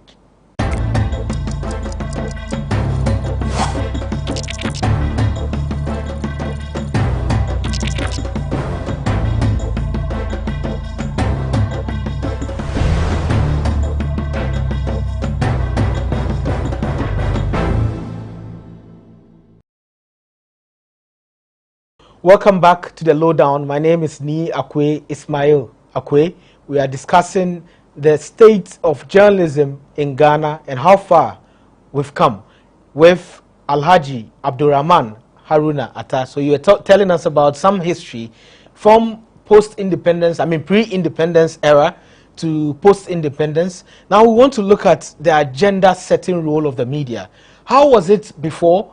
And how is it now? I know in your period, the media wanted to have some sort of democracy, and you had publications by your newspaper, The Statesman, by Kweku Baku's newspaper, I think the Guide, and so many other newspapers that were setting an agenda to have freedom of the press, freedom of speech, and democracy in total.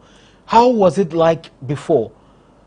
Before, it was fairly stiff. It was dominated by the state-owned media. When you are talking of the print media, Graphic and Times, and of course the electronic media were mainly GBC and Ghana Films, like I told you, and of course Ghana News Agency.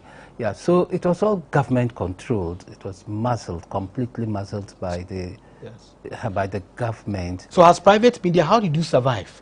It was very difficult. It was a hand-to-mouth existence.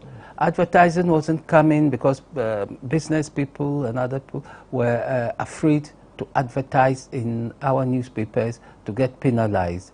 So any day you got just a one-page advert from somewhere, it was a source for jubilation, because then you know a little no-coffee will come from that for you to eat.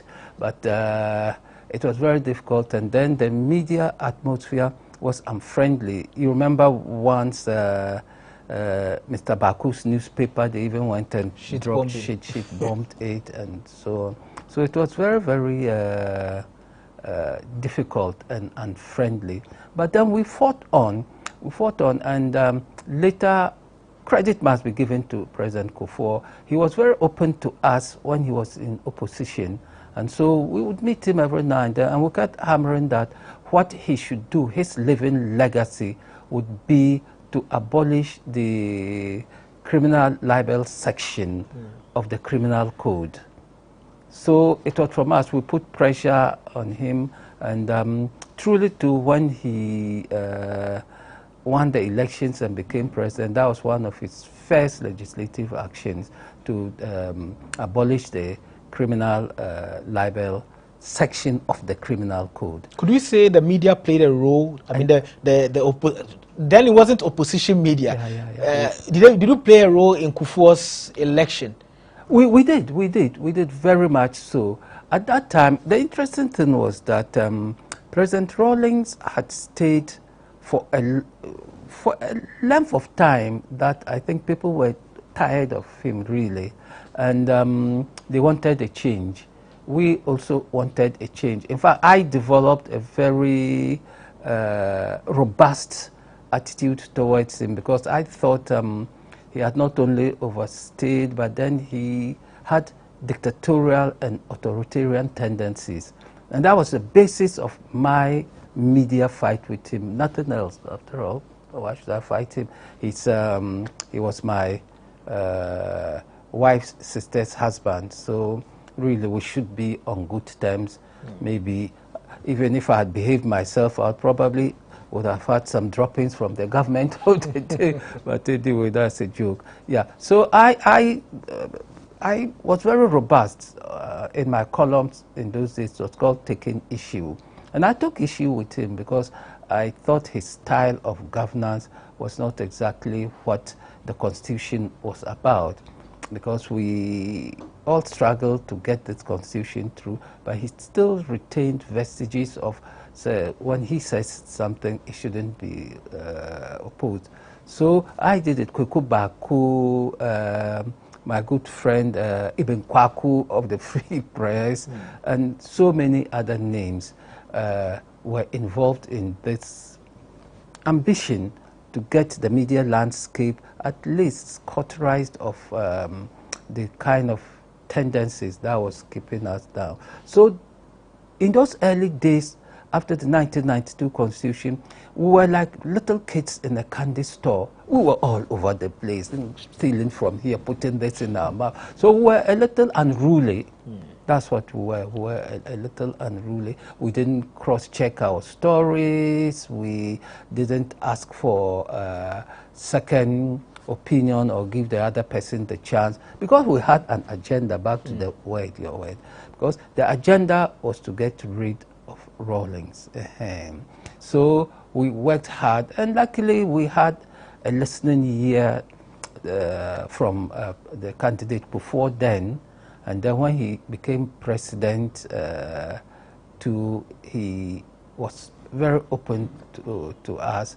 And so that quietude started coming. The media scene started becoming quite very open and very relaxed on us, though we were unruly and robust up to this day. Why I'm saying that you people are no worse than us is that you are doing precisely the same thing we were doing.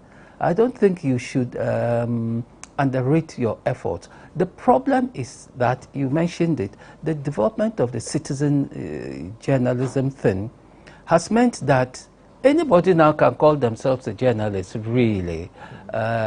In the US, for example, when they ask you your job, your journalist, they don't ask you where you went and trained.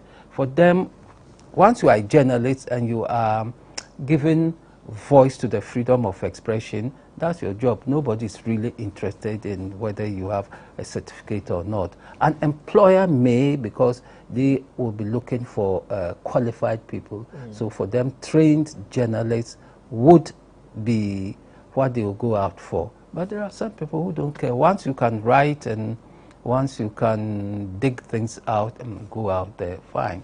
So in the US right now, we have Fox. Yes. CNN. People say Fox is right-wing supporters of Trump, and then CNN, left-wing.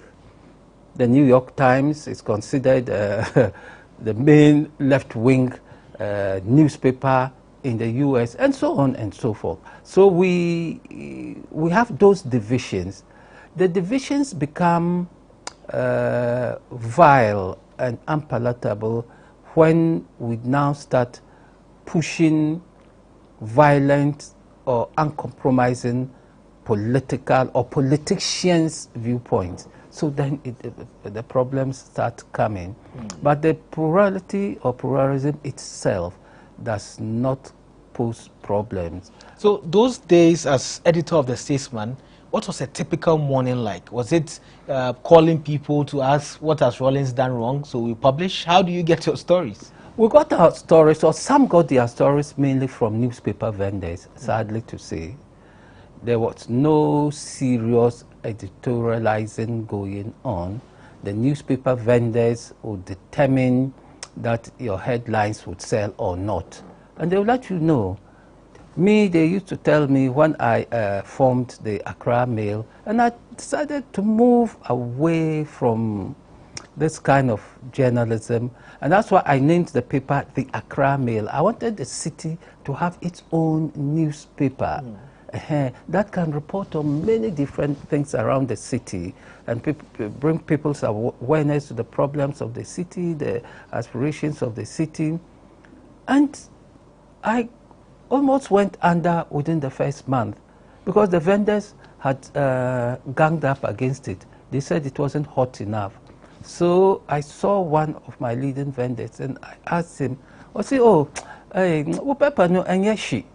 And I said, oh, but Pepper, they don't have to be she. So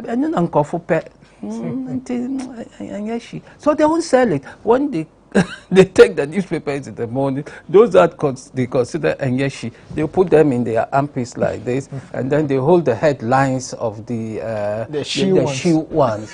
Yeah. So that was the determinant factor for casting headlines, front pages, what the vendors would say. So for me as an editor, first at The Statesman, the work was very easy for me because it was political. So you could just pick any political something and just splash on the front page. But like I'm saying, when I started doing my own newspaper, which I invested in myself, and I wanted to change the paradigm, I was a lot more careful because now you are dealing with things that needed facts and not just the sentiments and emotions of your political leaning. So that was a typical day for me, really. Then, like I said, we didn't have proper production methods. So now you put things together, now the cut and pasting will start and so on, and then you finish, and then you are carrying the, what we call them, there was a name we had for them, there's a name anyway, I forget them. Then you carry them physically to the press, or the press people will come to your house, their house, and pick those cut and paste things with separate photographs. So they will go and make films of the photographs, and then they have the text. They had a way of matching these things, and then they will print. And if you are lucky, they get it right, and it comes out the next day. So quality was a problem then? It was a problem. Quality was a problem. Oh, there was a time when you would even print, because you couldn't afford the good printers. So you'd go to some wayside printer who couldn't give you quality, because that's what you could afford. And there are times when they print pages, certain pages you couldn't even read what was printed. The quality was just zero. It means that besides the agenda setting, there was also the commercial part, which could have attracted some people to go into the media to invest in, independent media, because they wanted to make money. Yeah. Yep. But the Ghanaian businessmen or the people who had money were not so sure about such investments. Yeah, because the governments they find as prickly. So who wants to put his money into a venture that could easily have problems overnight? So that was a real problem. It was a cottage industry. I don't think we were serious newspapers as such. It was a cottage industry where you go and sit a few of you, editor. In those days too, we didn't have these mobile phones as common as they are today for you to even be looking for stories and so on and so forth. So you were just there in that little office. You shared with others.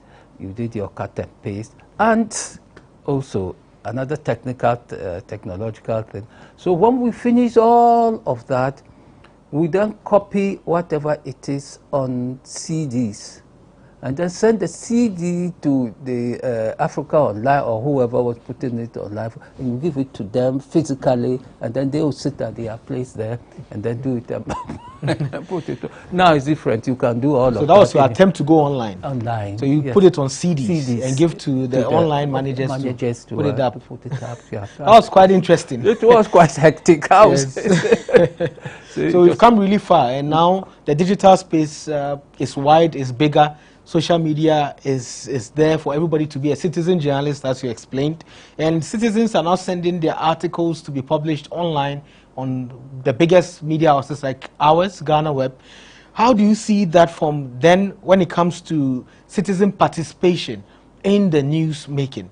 Do you receive letters to publish in your newspaper, or do you go out there to talk to people to have them or their views published? Oh, we would receive letters. Our post boxes used to be full of letters and unsolicited for articles. So you didn't even have to go out to seek the content. The box office, PO box would deliver sacks of letters from readers and people who just wanted to publish something.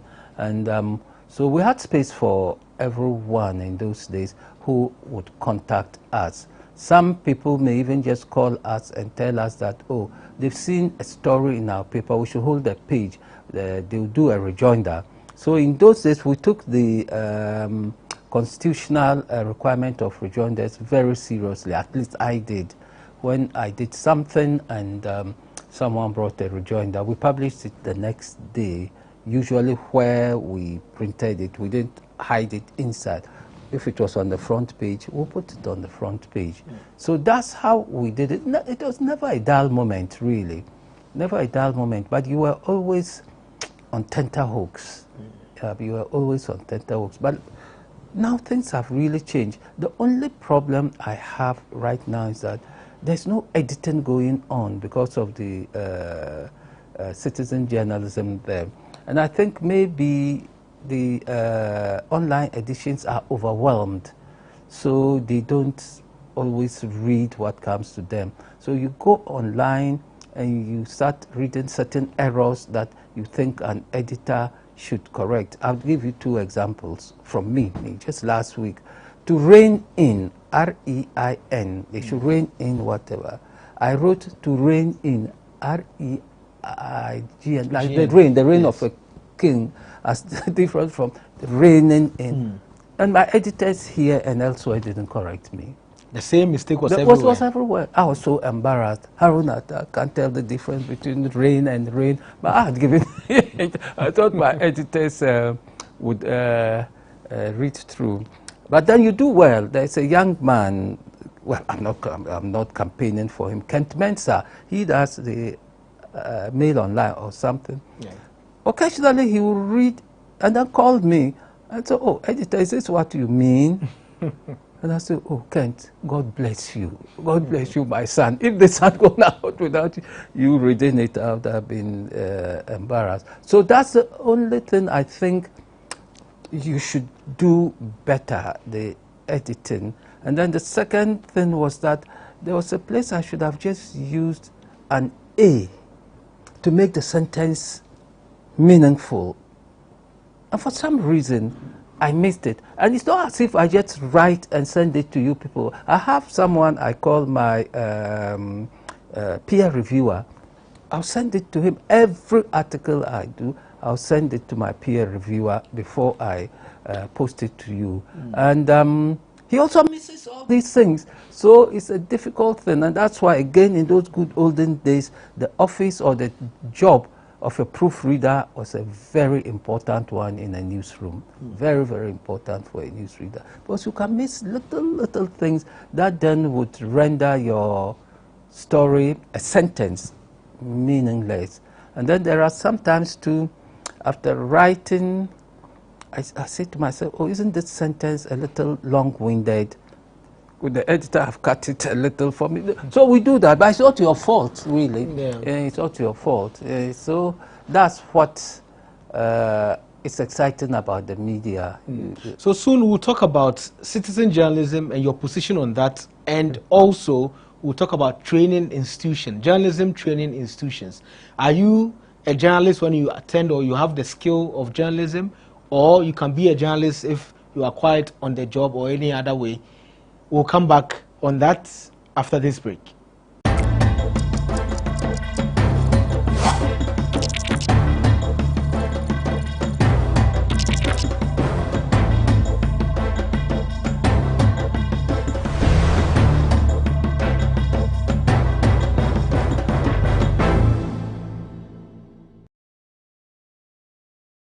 Welcome back to the Lowdown. My name is Ni Akwe Ismail Akwe. Our guest is Alhaji Haruna Atta, Mr. Abdurrahman. I have to add that. Please do. So we're talking about the media then and now. And citizen journalism. Facebook is a big proponent of citizen journalism. We have Twitter. We even have YouTube, where bloggers go around and take videos and do interviews and post them all over. And they are all calling themselves journalists. Is it a position you would ascribe to, or you think is an overshot of the role of journalism? Now, journalism, you see, unlike other professions, I think it's the only profession which takes its source from the UN Convention on Human Rights, the freedom of expression, which has been domesticated in almost every constitution on this planet, the freedom of expression. So media work, journalism, therefore takes its source from there. It does not prescribe that you must have a degree or a certificate to practice. What it allows is that you have something to say. That's the basis of journalism. So earlier in the practice of journalism, Joseph Pulitzer, the founder of the Columbia University School of Journalism, he was the one who said, no, journalists cannot just be allowed to just flit about. Journalists must be trained, and journalists must have, in quotes, the kind of respectability of doctors, lawyers, and the other professions, accountants, and so on. So it was from that time, around 1911, when he wrote that his famous treatise on journalism, that people really started now thinking that, oh, then journalism can be a discipline that should be studied. And I agree, it should be studied. My relationship with journalism comes from my degree from UST, because I studied graphic design, and many aspects of graphic design is just media work, how to cast this thing we use for advertising. There's a word you use for it. Now I'm growing old, my mind is getting mixed up. But then how to cast a line, all these things, I learned them in the university. Yeah. And then UST at that time, at the College of Art, English was compulsory. If you failed English in your FUE, you will be sacked.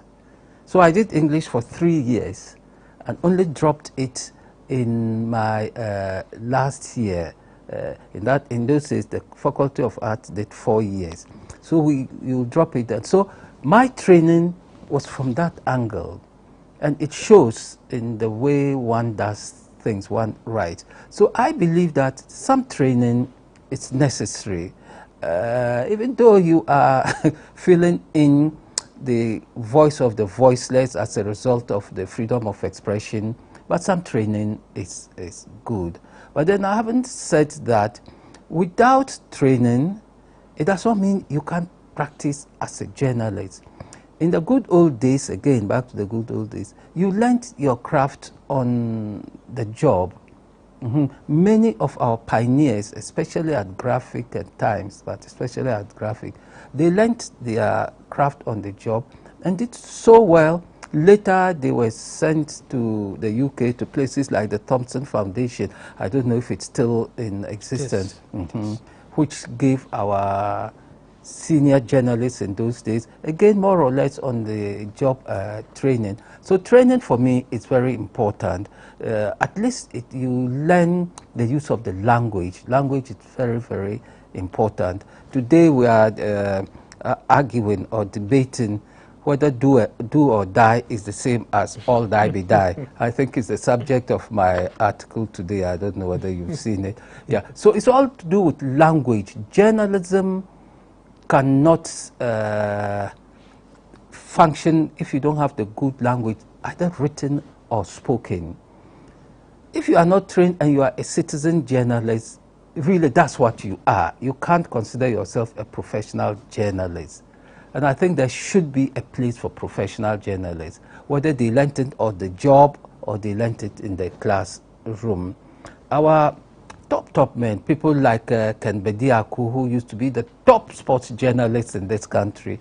Uncle Ken is now an old man, but people like him, people like one of the great editors, he wrote a book, the Gab books, Cameron Dodu. These were great editors, you see. So I think rather that yes, there should be training and we should have room for the citizen journalists, but we should not let them overwhelm the professionalism of journalism. Journalism is not a place you should go to because you have nothing else to do or nowhere else to go to. Go to journalism with the intention that you want to be a journalist. You want to write. You want to be in the print or electronic media.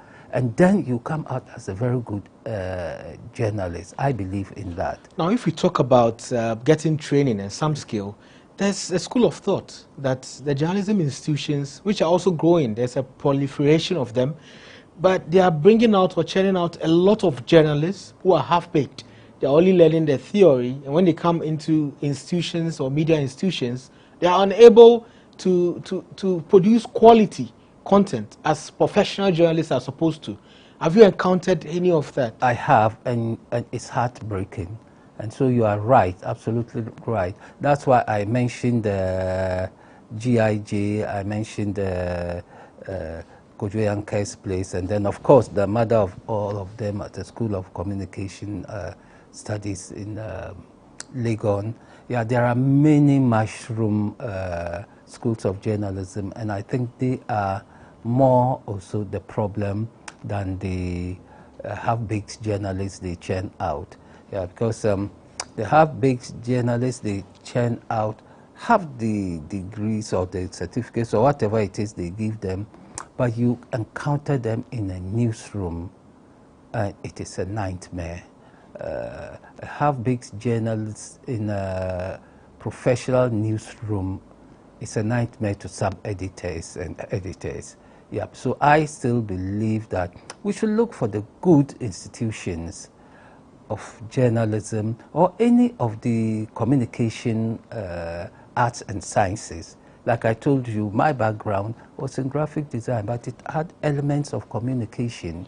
So I came out with a degree that I could use to communicate, which is very important. And that's what journalism is all about. Citizen journalism has not always been something for me to encourage, because then they take up all sorts of issues that sometimes end up adding tension to society. You see, and that's what I believe professional journalists try to avoid. Professional journalists would use all the tricks of the trade to get whatever it is out without going out to be bloody-minded, if I can use that word. So let's encourage those people interested, young people interested in doing journalism or becoming journalists, to apply for and get places at GIG, the African University of Communications. African University College of Communications. Yes. And such places. I don't think we should encourage mediocrity in any profession. But unfortunately, the traditional media, which is more professional, is now following the citizen journalists on social media to get their sources and get their information. And we are seeing that in some stories that pulled down because the source wasn't real. Someone who posts a picture of somebody holding a human head, excuse me to say, and say someone was killed somewhere. Then quickly you see it on the traditional media, which is more professional. And later they say, oh, it's a picture of 2 years ago. So we are sorry for the publication. It is laziness. And another problem of Ghana these days is intellectual laziness. So whatever they did, I saw it, it was sent, but I deleted it. You see, I get all of these things too, but the moment I see things dealing with children, whether it's something good about a child, I delete it. Animals, whether it's something good or bad about an animal, I delete it. Certain things that show disrespect to women, I delete it. I'm talking of this, what's it called? What we have on the phone. The WhatsApp messages, thing. Yes. So it goes all around. Let's have that mindset. The editors must know what to delete on site and not do it. So for what they put out in this paper, I think it's laziness. If their editors are very smart, there are many, many areas that are not getting touched on.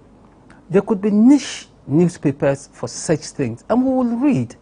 It doesn't mean when you put something that is not shit on your front page, people won't read. There's a class of people who would read. So even if they have to become niche newspapers for such quality, why not? After all, they are lucky, especially Graphic and Times. They are still being supported by the government in many respects. The Graphic earns its money from its own commercial activities and to some extent Ghanaian Times, but they are still state-owned newspapers, and they carry that title that gives them leverage over all the other papers. So you see the number of adverts in Graphic, you wonder why everybody is rushing to Graphic. It's because of that state-owned title they have. But one thing that's quality are your articles, and I'm looking at some of them. The titles themselves are quite appealing. So I see one, Coup d'etat, and how you even spelled it, Coup d'etat, C-O-O-D-E-T-A, the sports child of Ethiopia. And then Cathedral of Doom, concerns of Muslims brushed aside, Bad Blood, the Cross, Star and Crescent Spa in Ghana, and so on and so forth. And I can see the book you wrote on John Mahama, Awini Pa Nkasa. You have very interesting titles. How do you come by them? Is it experience? It's all combined, but like I told you, it's language. Make use of language. Study language. Be sensitive to language. To be a good writer or a good journalist, study language. My daughter is even a better writer. You may have heard of her, Aisha Harunata. Yes. She's written 4 novels. The first one she tried even had the shortlist for a Commonwealth Writers' Prize. So it's to do with language, and I'm sure she picked a lot of language from me and her mother, who was a very good editor. Unfortunately, she's not well. She has multiple sclerosis and she's in a wheelchair right now. But her mother was one of the best editors I had ever met. She worked with me on The Statesman and then worked with me briefly on the Accra Mail before the sickness made her activity impossible in life.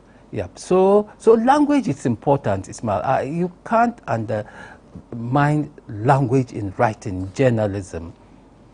So, talking about your daughter, you know, when anyone Googles Haruna Atta, she comes. She comes. I'm now. How do I say?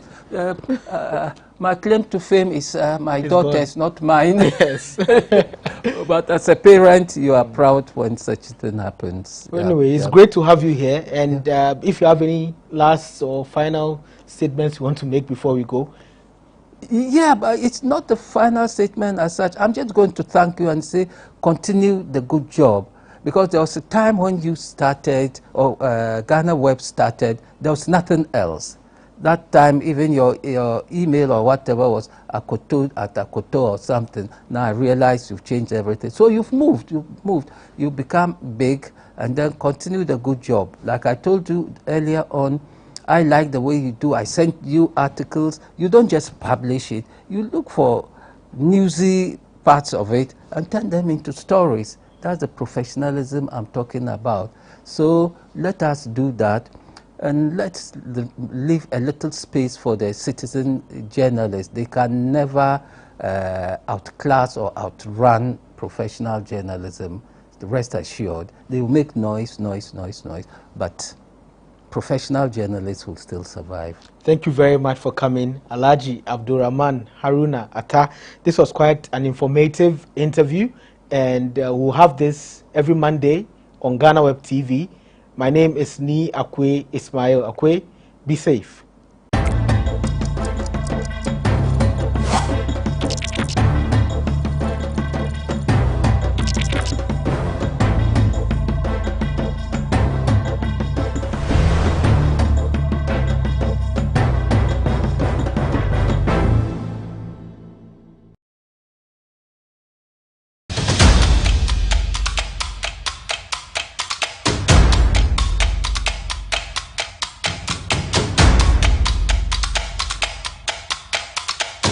Hello, Dr. Asala from Medifem Multi-Specialist Hospital and Fertility Center here.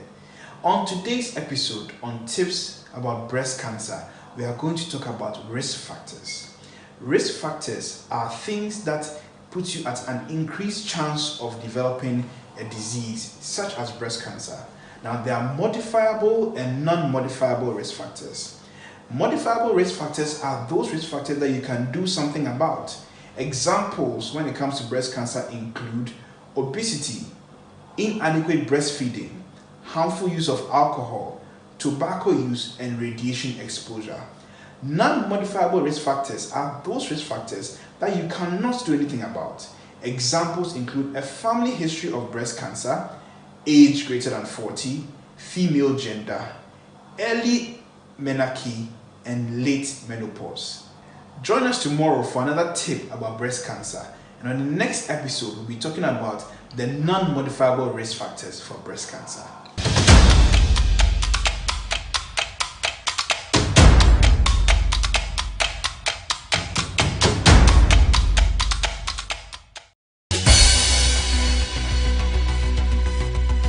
Farama means a waterlogged area. Okay. You know the place called Concomba Market? That is where Farama started. Our main food is stew. But now, you know, I don't know whether it's development. Our children are diverting. When they prepare to see them squeezing their face. This crocodile over 40-something years now. Wow. If you are a bad person or you have a bad spirit, bad things, he will tell us.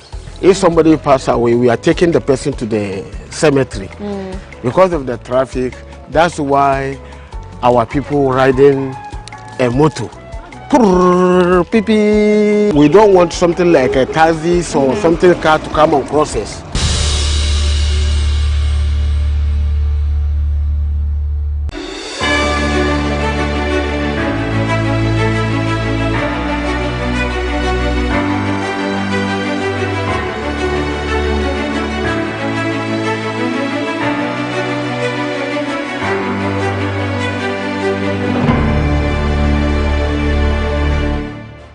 Good evening, Ghana. Good evening, Africa. And good evening to you in the world, wherever you may be. I bring you greetings from Africa Web.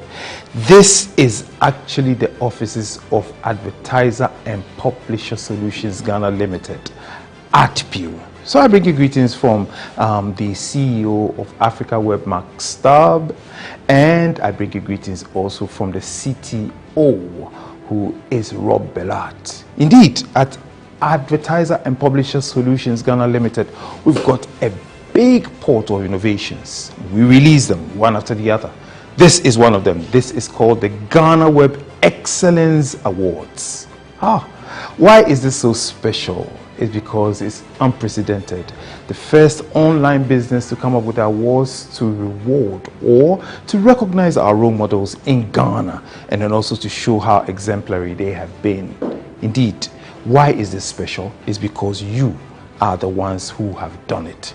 It's audience powered. We thank you very much for what you have done so far. And indeed, today we've got some categories that we are going to actually launch.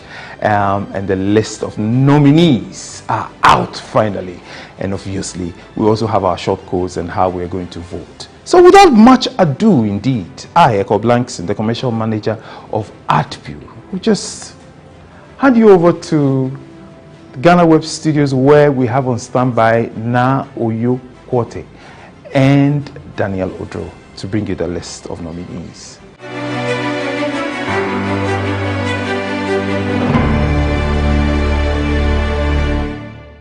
Thank you very much, Mr. Eko Blankson. Like you rightly said, this is the maiden edition of the Ghana Web Excellence Award. It's a night that we unveil the nominees that you have shortlisted for each award category. Some 85 Ghanaians who have distinguished themselves in various fields of endeavor have been shortlisted by you. There are 17 categories for the awards, and each category contains 5 nominees. But of course, there's only one winner. And your favorite stands a chance of winning only if you vote. Indeed, my name is Daniel Odro, and I'll be doing this with my colleague Na Oyo Kwote. Before we go into the nominees, let's now go and take highlights of when the award scheme was launched earlier this year at the AH Hotel at East Legon.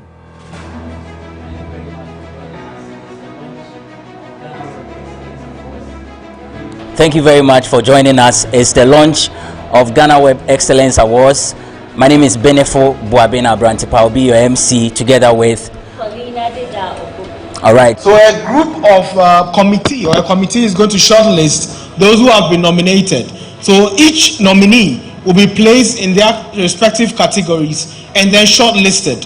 Then after the shortlisting, there's going to be a public vote. So the public vote would also take the form of SMS through a short code and then an email, awards@ghanaweb.com and on GhanaWeb.com. So expect to be part of this awards, and then you could vote for who you think falls within the categories that have been announced.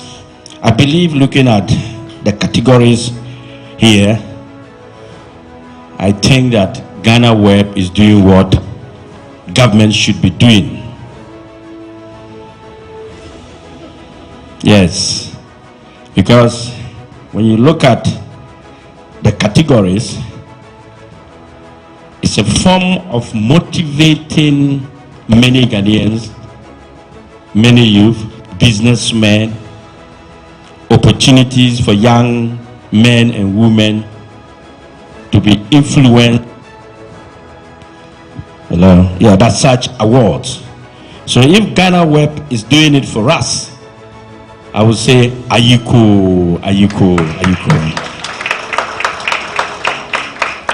Okay.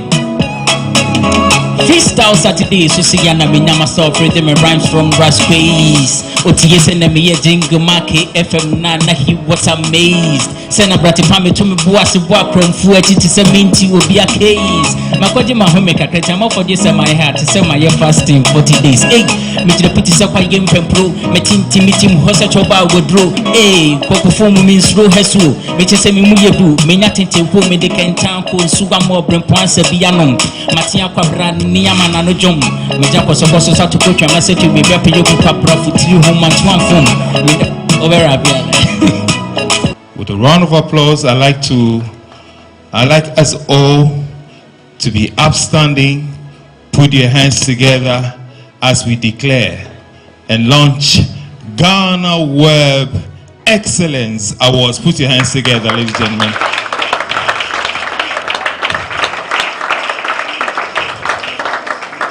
Indeed. Thank you very much. You may take your seats. And thank you very much, our distinguished personalities who joined us.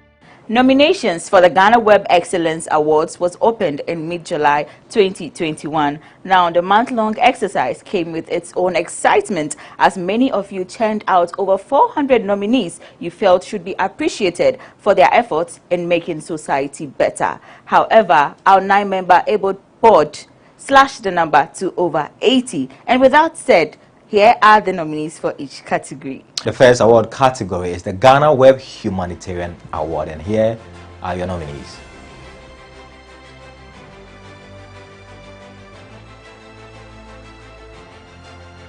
The nominees for the GhanaWeb Humanitarian Award are Honorable Kennedy Ejapon, Member of Parliament of many years standing.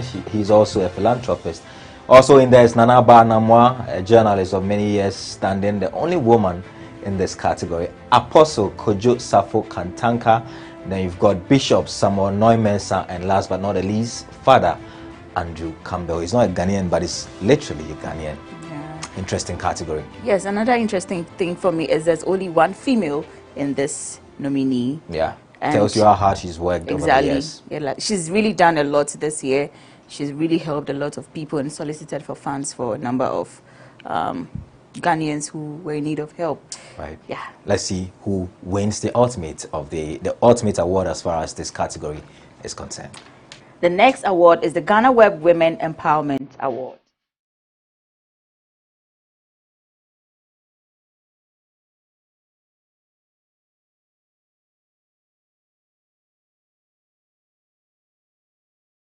The nominees for the GhanaWeb Women Empowerment Award are Gipti Auntie, Dr. Joyce Ayi, Larissa Akrofi, Professor Elsie Effa Kaufman, and Stacey Amwating. These are very powerful women in the Ghanaian society, and they've contributed their quota in making society better. Indeed, and like we say, all of them are winners in their own right, but of course only one person will pick up the ultimate award on the night of the awards. The next award category is the GhanaWeb Media Development Award.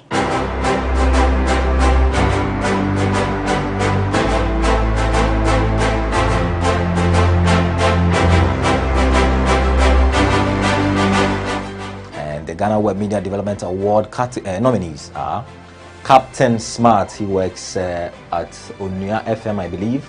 Kwame Sefakai is morning show host at Peace FM many years, over 2 decades hosting the morning show. Kweku Baku Jr. needs no introduction. Kwame Kakari, and then Bernard Koku Avle, who works with City FM. Quite a group, and there's no woman in here. Yeah, I would like to call it a table of strong men. A table of strong men. Yes. And like we say, once again, all of them have distinguished themselves in their various fields of endeavor. These guys have really done an incredible job.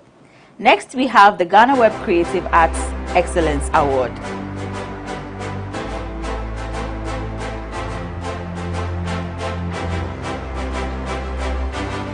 The nominees for this particular category are Nana Mambak Brown, Stone Boy, Ibrahim Mahama, Sarkodie, and Uncle Ebo White, who is a playwright.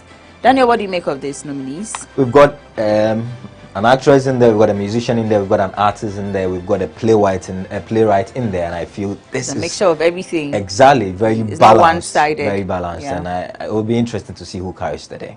Yeah. The next award category is the GhanaWeb Peace and Diplomacy Award. And these are your nominees.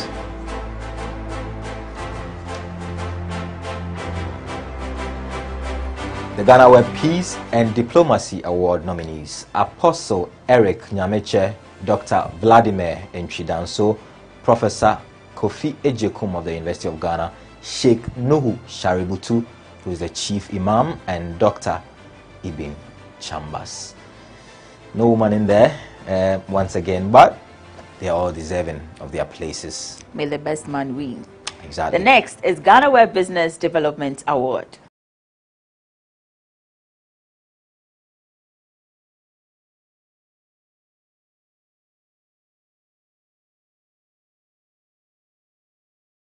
The GhanaWeb Business Development Award, we have Dr. Daniel Macaulay, Dr. Joseph Siang, Kweku Bediako, Kwame Despite, and Ibrahim Mahama. I think the first Ibrahim Mahama was an artist, a guy who's based in the northern region, who sold who sold an artwork and bought planes to ensure that young children could have a place to learn their art. But this is the Ibrahim Mahama of Jatasment, I believe. Yeah, so it's beautiful to see there are quite a number of Ghanaians interested in prospering their country. Exactly. I should say. Yeah. The next award category is the GhanaWeb Youth Empowerment Award, and here are your nominees.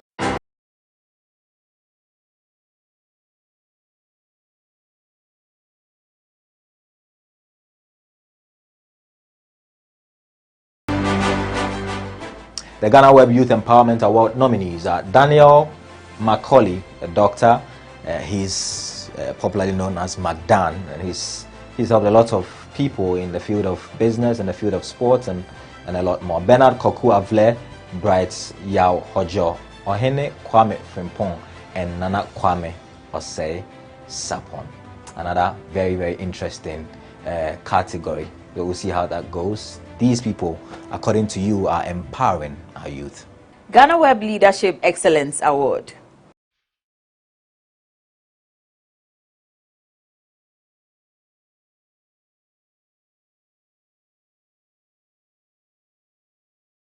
The nominees for the GhanaWeb Leadership Excellence Award are Patrick Ewa, Professor Stephen Adai, Henry Kwate, Dr. Mensa Otabil, and Bernard Avle. You know, in all of this, I'm excited to see a media person in this, because lately people have been saying the media is disappointing and the media is not doing this, the media is not doing that. But I think the people have a say and they've said it. And I'm excited to see Bernard Avle in a number of categories so far. May the best person win. The next award category is the GhanaWeb Tech and Innovation Award. And here are your nominees.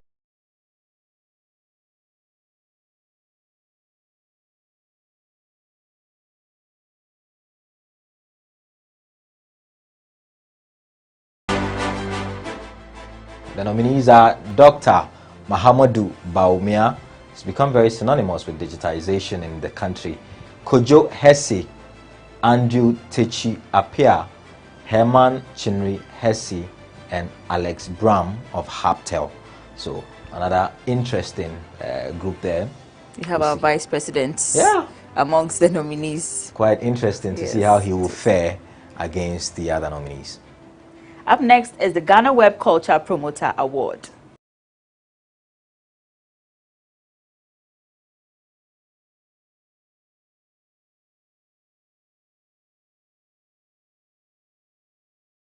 Here are the nominees for the GhanaWeb Culture Promoter Award.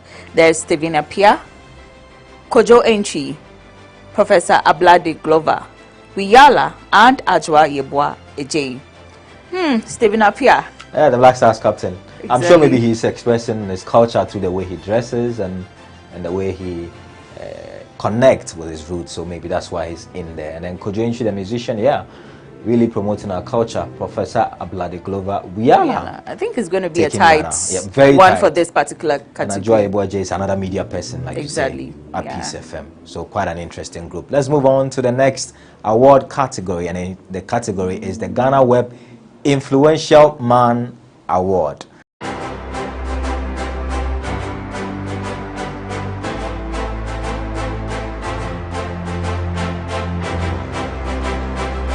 we'll see who has been most influential in the country over the last calendar year.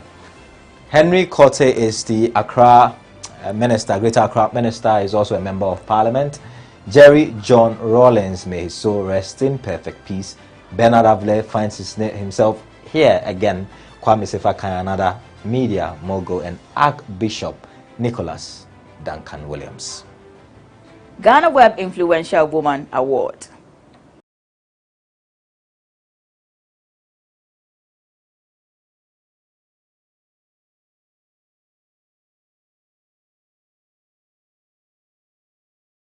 The nominees for the GhanaWeb Influential Woman Awards are Georgina Theodora Wood, Patience Echiano of Holland, Africa, Zanato Rollins, Nanama McBrown, and Dr. Joyce Aye.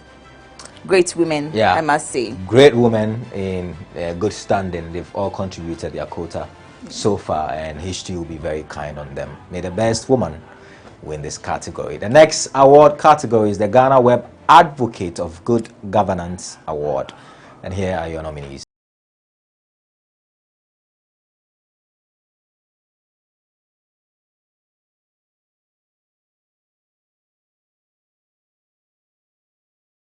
The nominees for the GhanaWeb Advocate of Good Governance Award are Bright Simmons, very, very knowledgeable guy and has a say about all the major national issues. Kali J is a social media activist. Bishop S.N. Mensah is a pastor, and Daniel Yao Domalevlo, you all know this name, needs no introduction. Manasseh Azuri Awuni, the journalist, once again doing us very proud in this award category.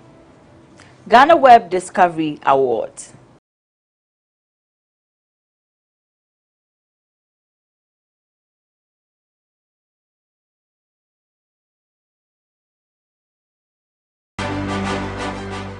For the GhanaWeb Discovery Award, we have DJ Switch, Nakiyat Dramani, Kofi Poku, Idrisu Sandu, and Woody Maya. I think this category is particularly about young people. Mostly, most of them are young people. Right. We have Nakiyat, the poet, DJ Switch, who has been doing her thing, and also had the opportunity to meet Bill Gates, Kofi Opon, Woody Maya, who is also projecting Africa and not only Ghana. And I hope the best man wins. Or woman wins as well. Exactly. Let's move on to the next award category. And the next award category is the GhanaWeb Social Media Personality Award.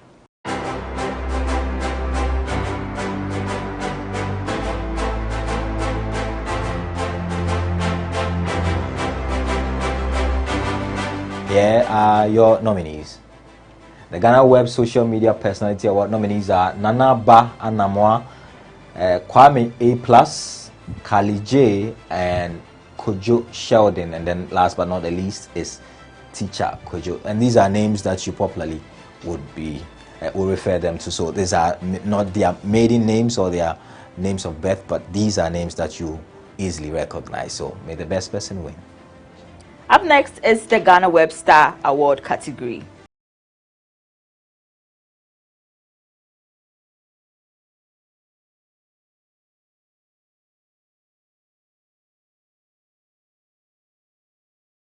The nominees for the GhanaWeb Star Award category are Kweku Bedu, Stephen Owusu, Cameron Dodu, Joel Savage, and Roxanne Adofo. These are people who are passionate about the society as well, always opinionated about what should be done, what should not be done. And I think Ghanaians are also paying attention to them. Exactly. And this award category is mainly to recognize those who have been very active on the GhanaWeb portal the last 22 years. Don't forget, GhanaWeb is 22 years old. The last award category is the GhanaWeb Most Influential Blogger and Vlogger Award. And here are your nominees.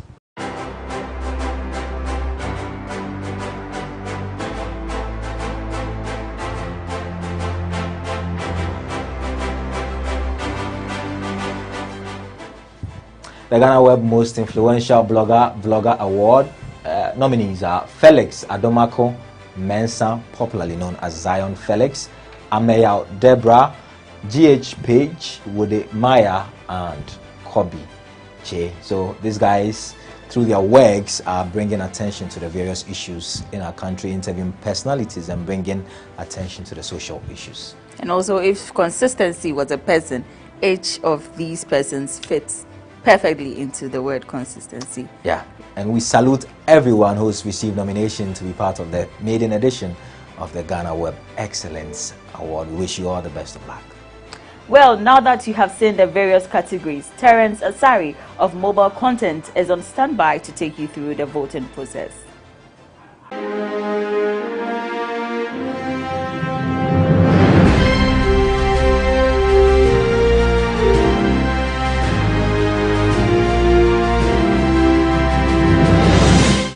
Hi, my name is Terence Asari, the Business Development Manager from Mobile Contents, and we are the technology partners for this prestigious award. That's the GhanaWeb Excellence Awards.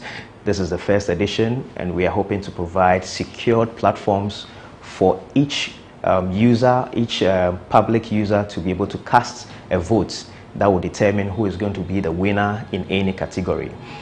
Now, we're providing two solutions for the voting to be conducted on, that is the USSD and the web solution. For the USSD solution, it is basically going to be on the feature phones where you can dial the *713 *81 hash. Then you cast your votes. It gives you a prompt after dialing the code actually to select, enter the nominee code. Then you enter the vote bundle option. Then you confirm with your PIN code. Then vote is cast immediately. You will get an SMS confirmation after vote has been cast. For the web solution, you tend to have much more visibility on whatever vote has been cast for each nominee. So in real time, if a nominee is having one vote, you cast immediately, it tops up and says the nominee has 2 votes. So it makes everything transparent without doubts of whoever is being selected as a winner per category. So as technology partners, we just ensure that voting is done in a secured and safe manner, and we pray the best nominee wins. Thank you.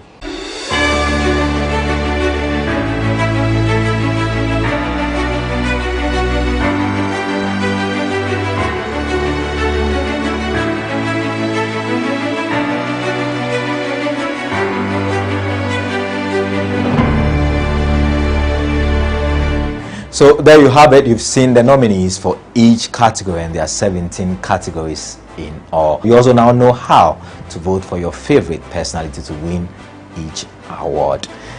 Do watch this space for when the voting will start and how the voting will go. Our work here is done, but see you on December 11 for the main event. Until then, it's a goodbye and good night from us.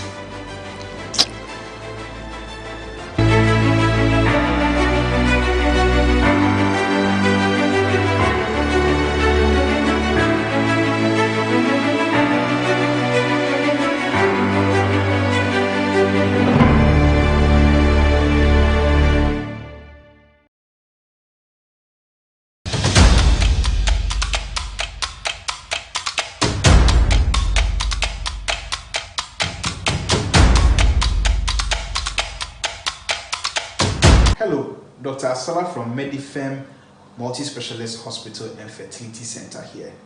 On today's episode on tips about breast cancer, we are going to talk about risk factors. Risk factors are things that put you at an increased chance of developing a disease such as breast cancer. Now, there are modifiable and non-modifiable risk factors. Modifiable risk factors are those risk factors that you can do something about. Examples when it comes to breast cancer include obesity, inadequate breastfeeding, harmful use of alcohol, tobacco use, and radiation exposure. Non-modifiable risk factors are those risk factors that you cannot do anything about. Examples include a family history of breast cancer, age greater than 40, female gender, early menarche, and late menopause. Join us tomorrow for another tip about breast cancer, and on the next episode we'll be talking about the non-modifiable risk factors for breast cancer.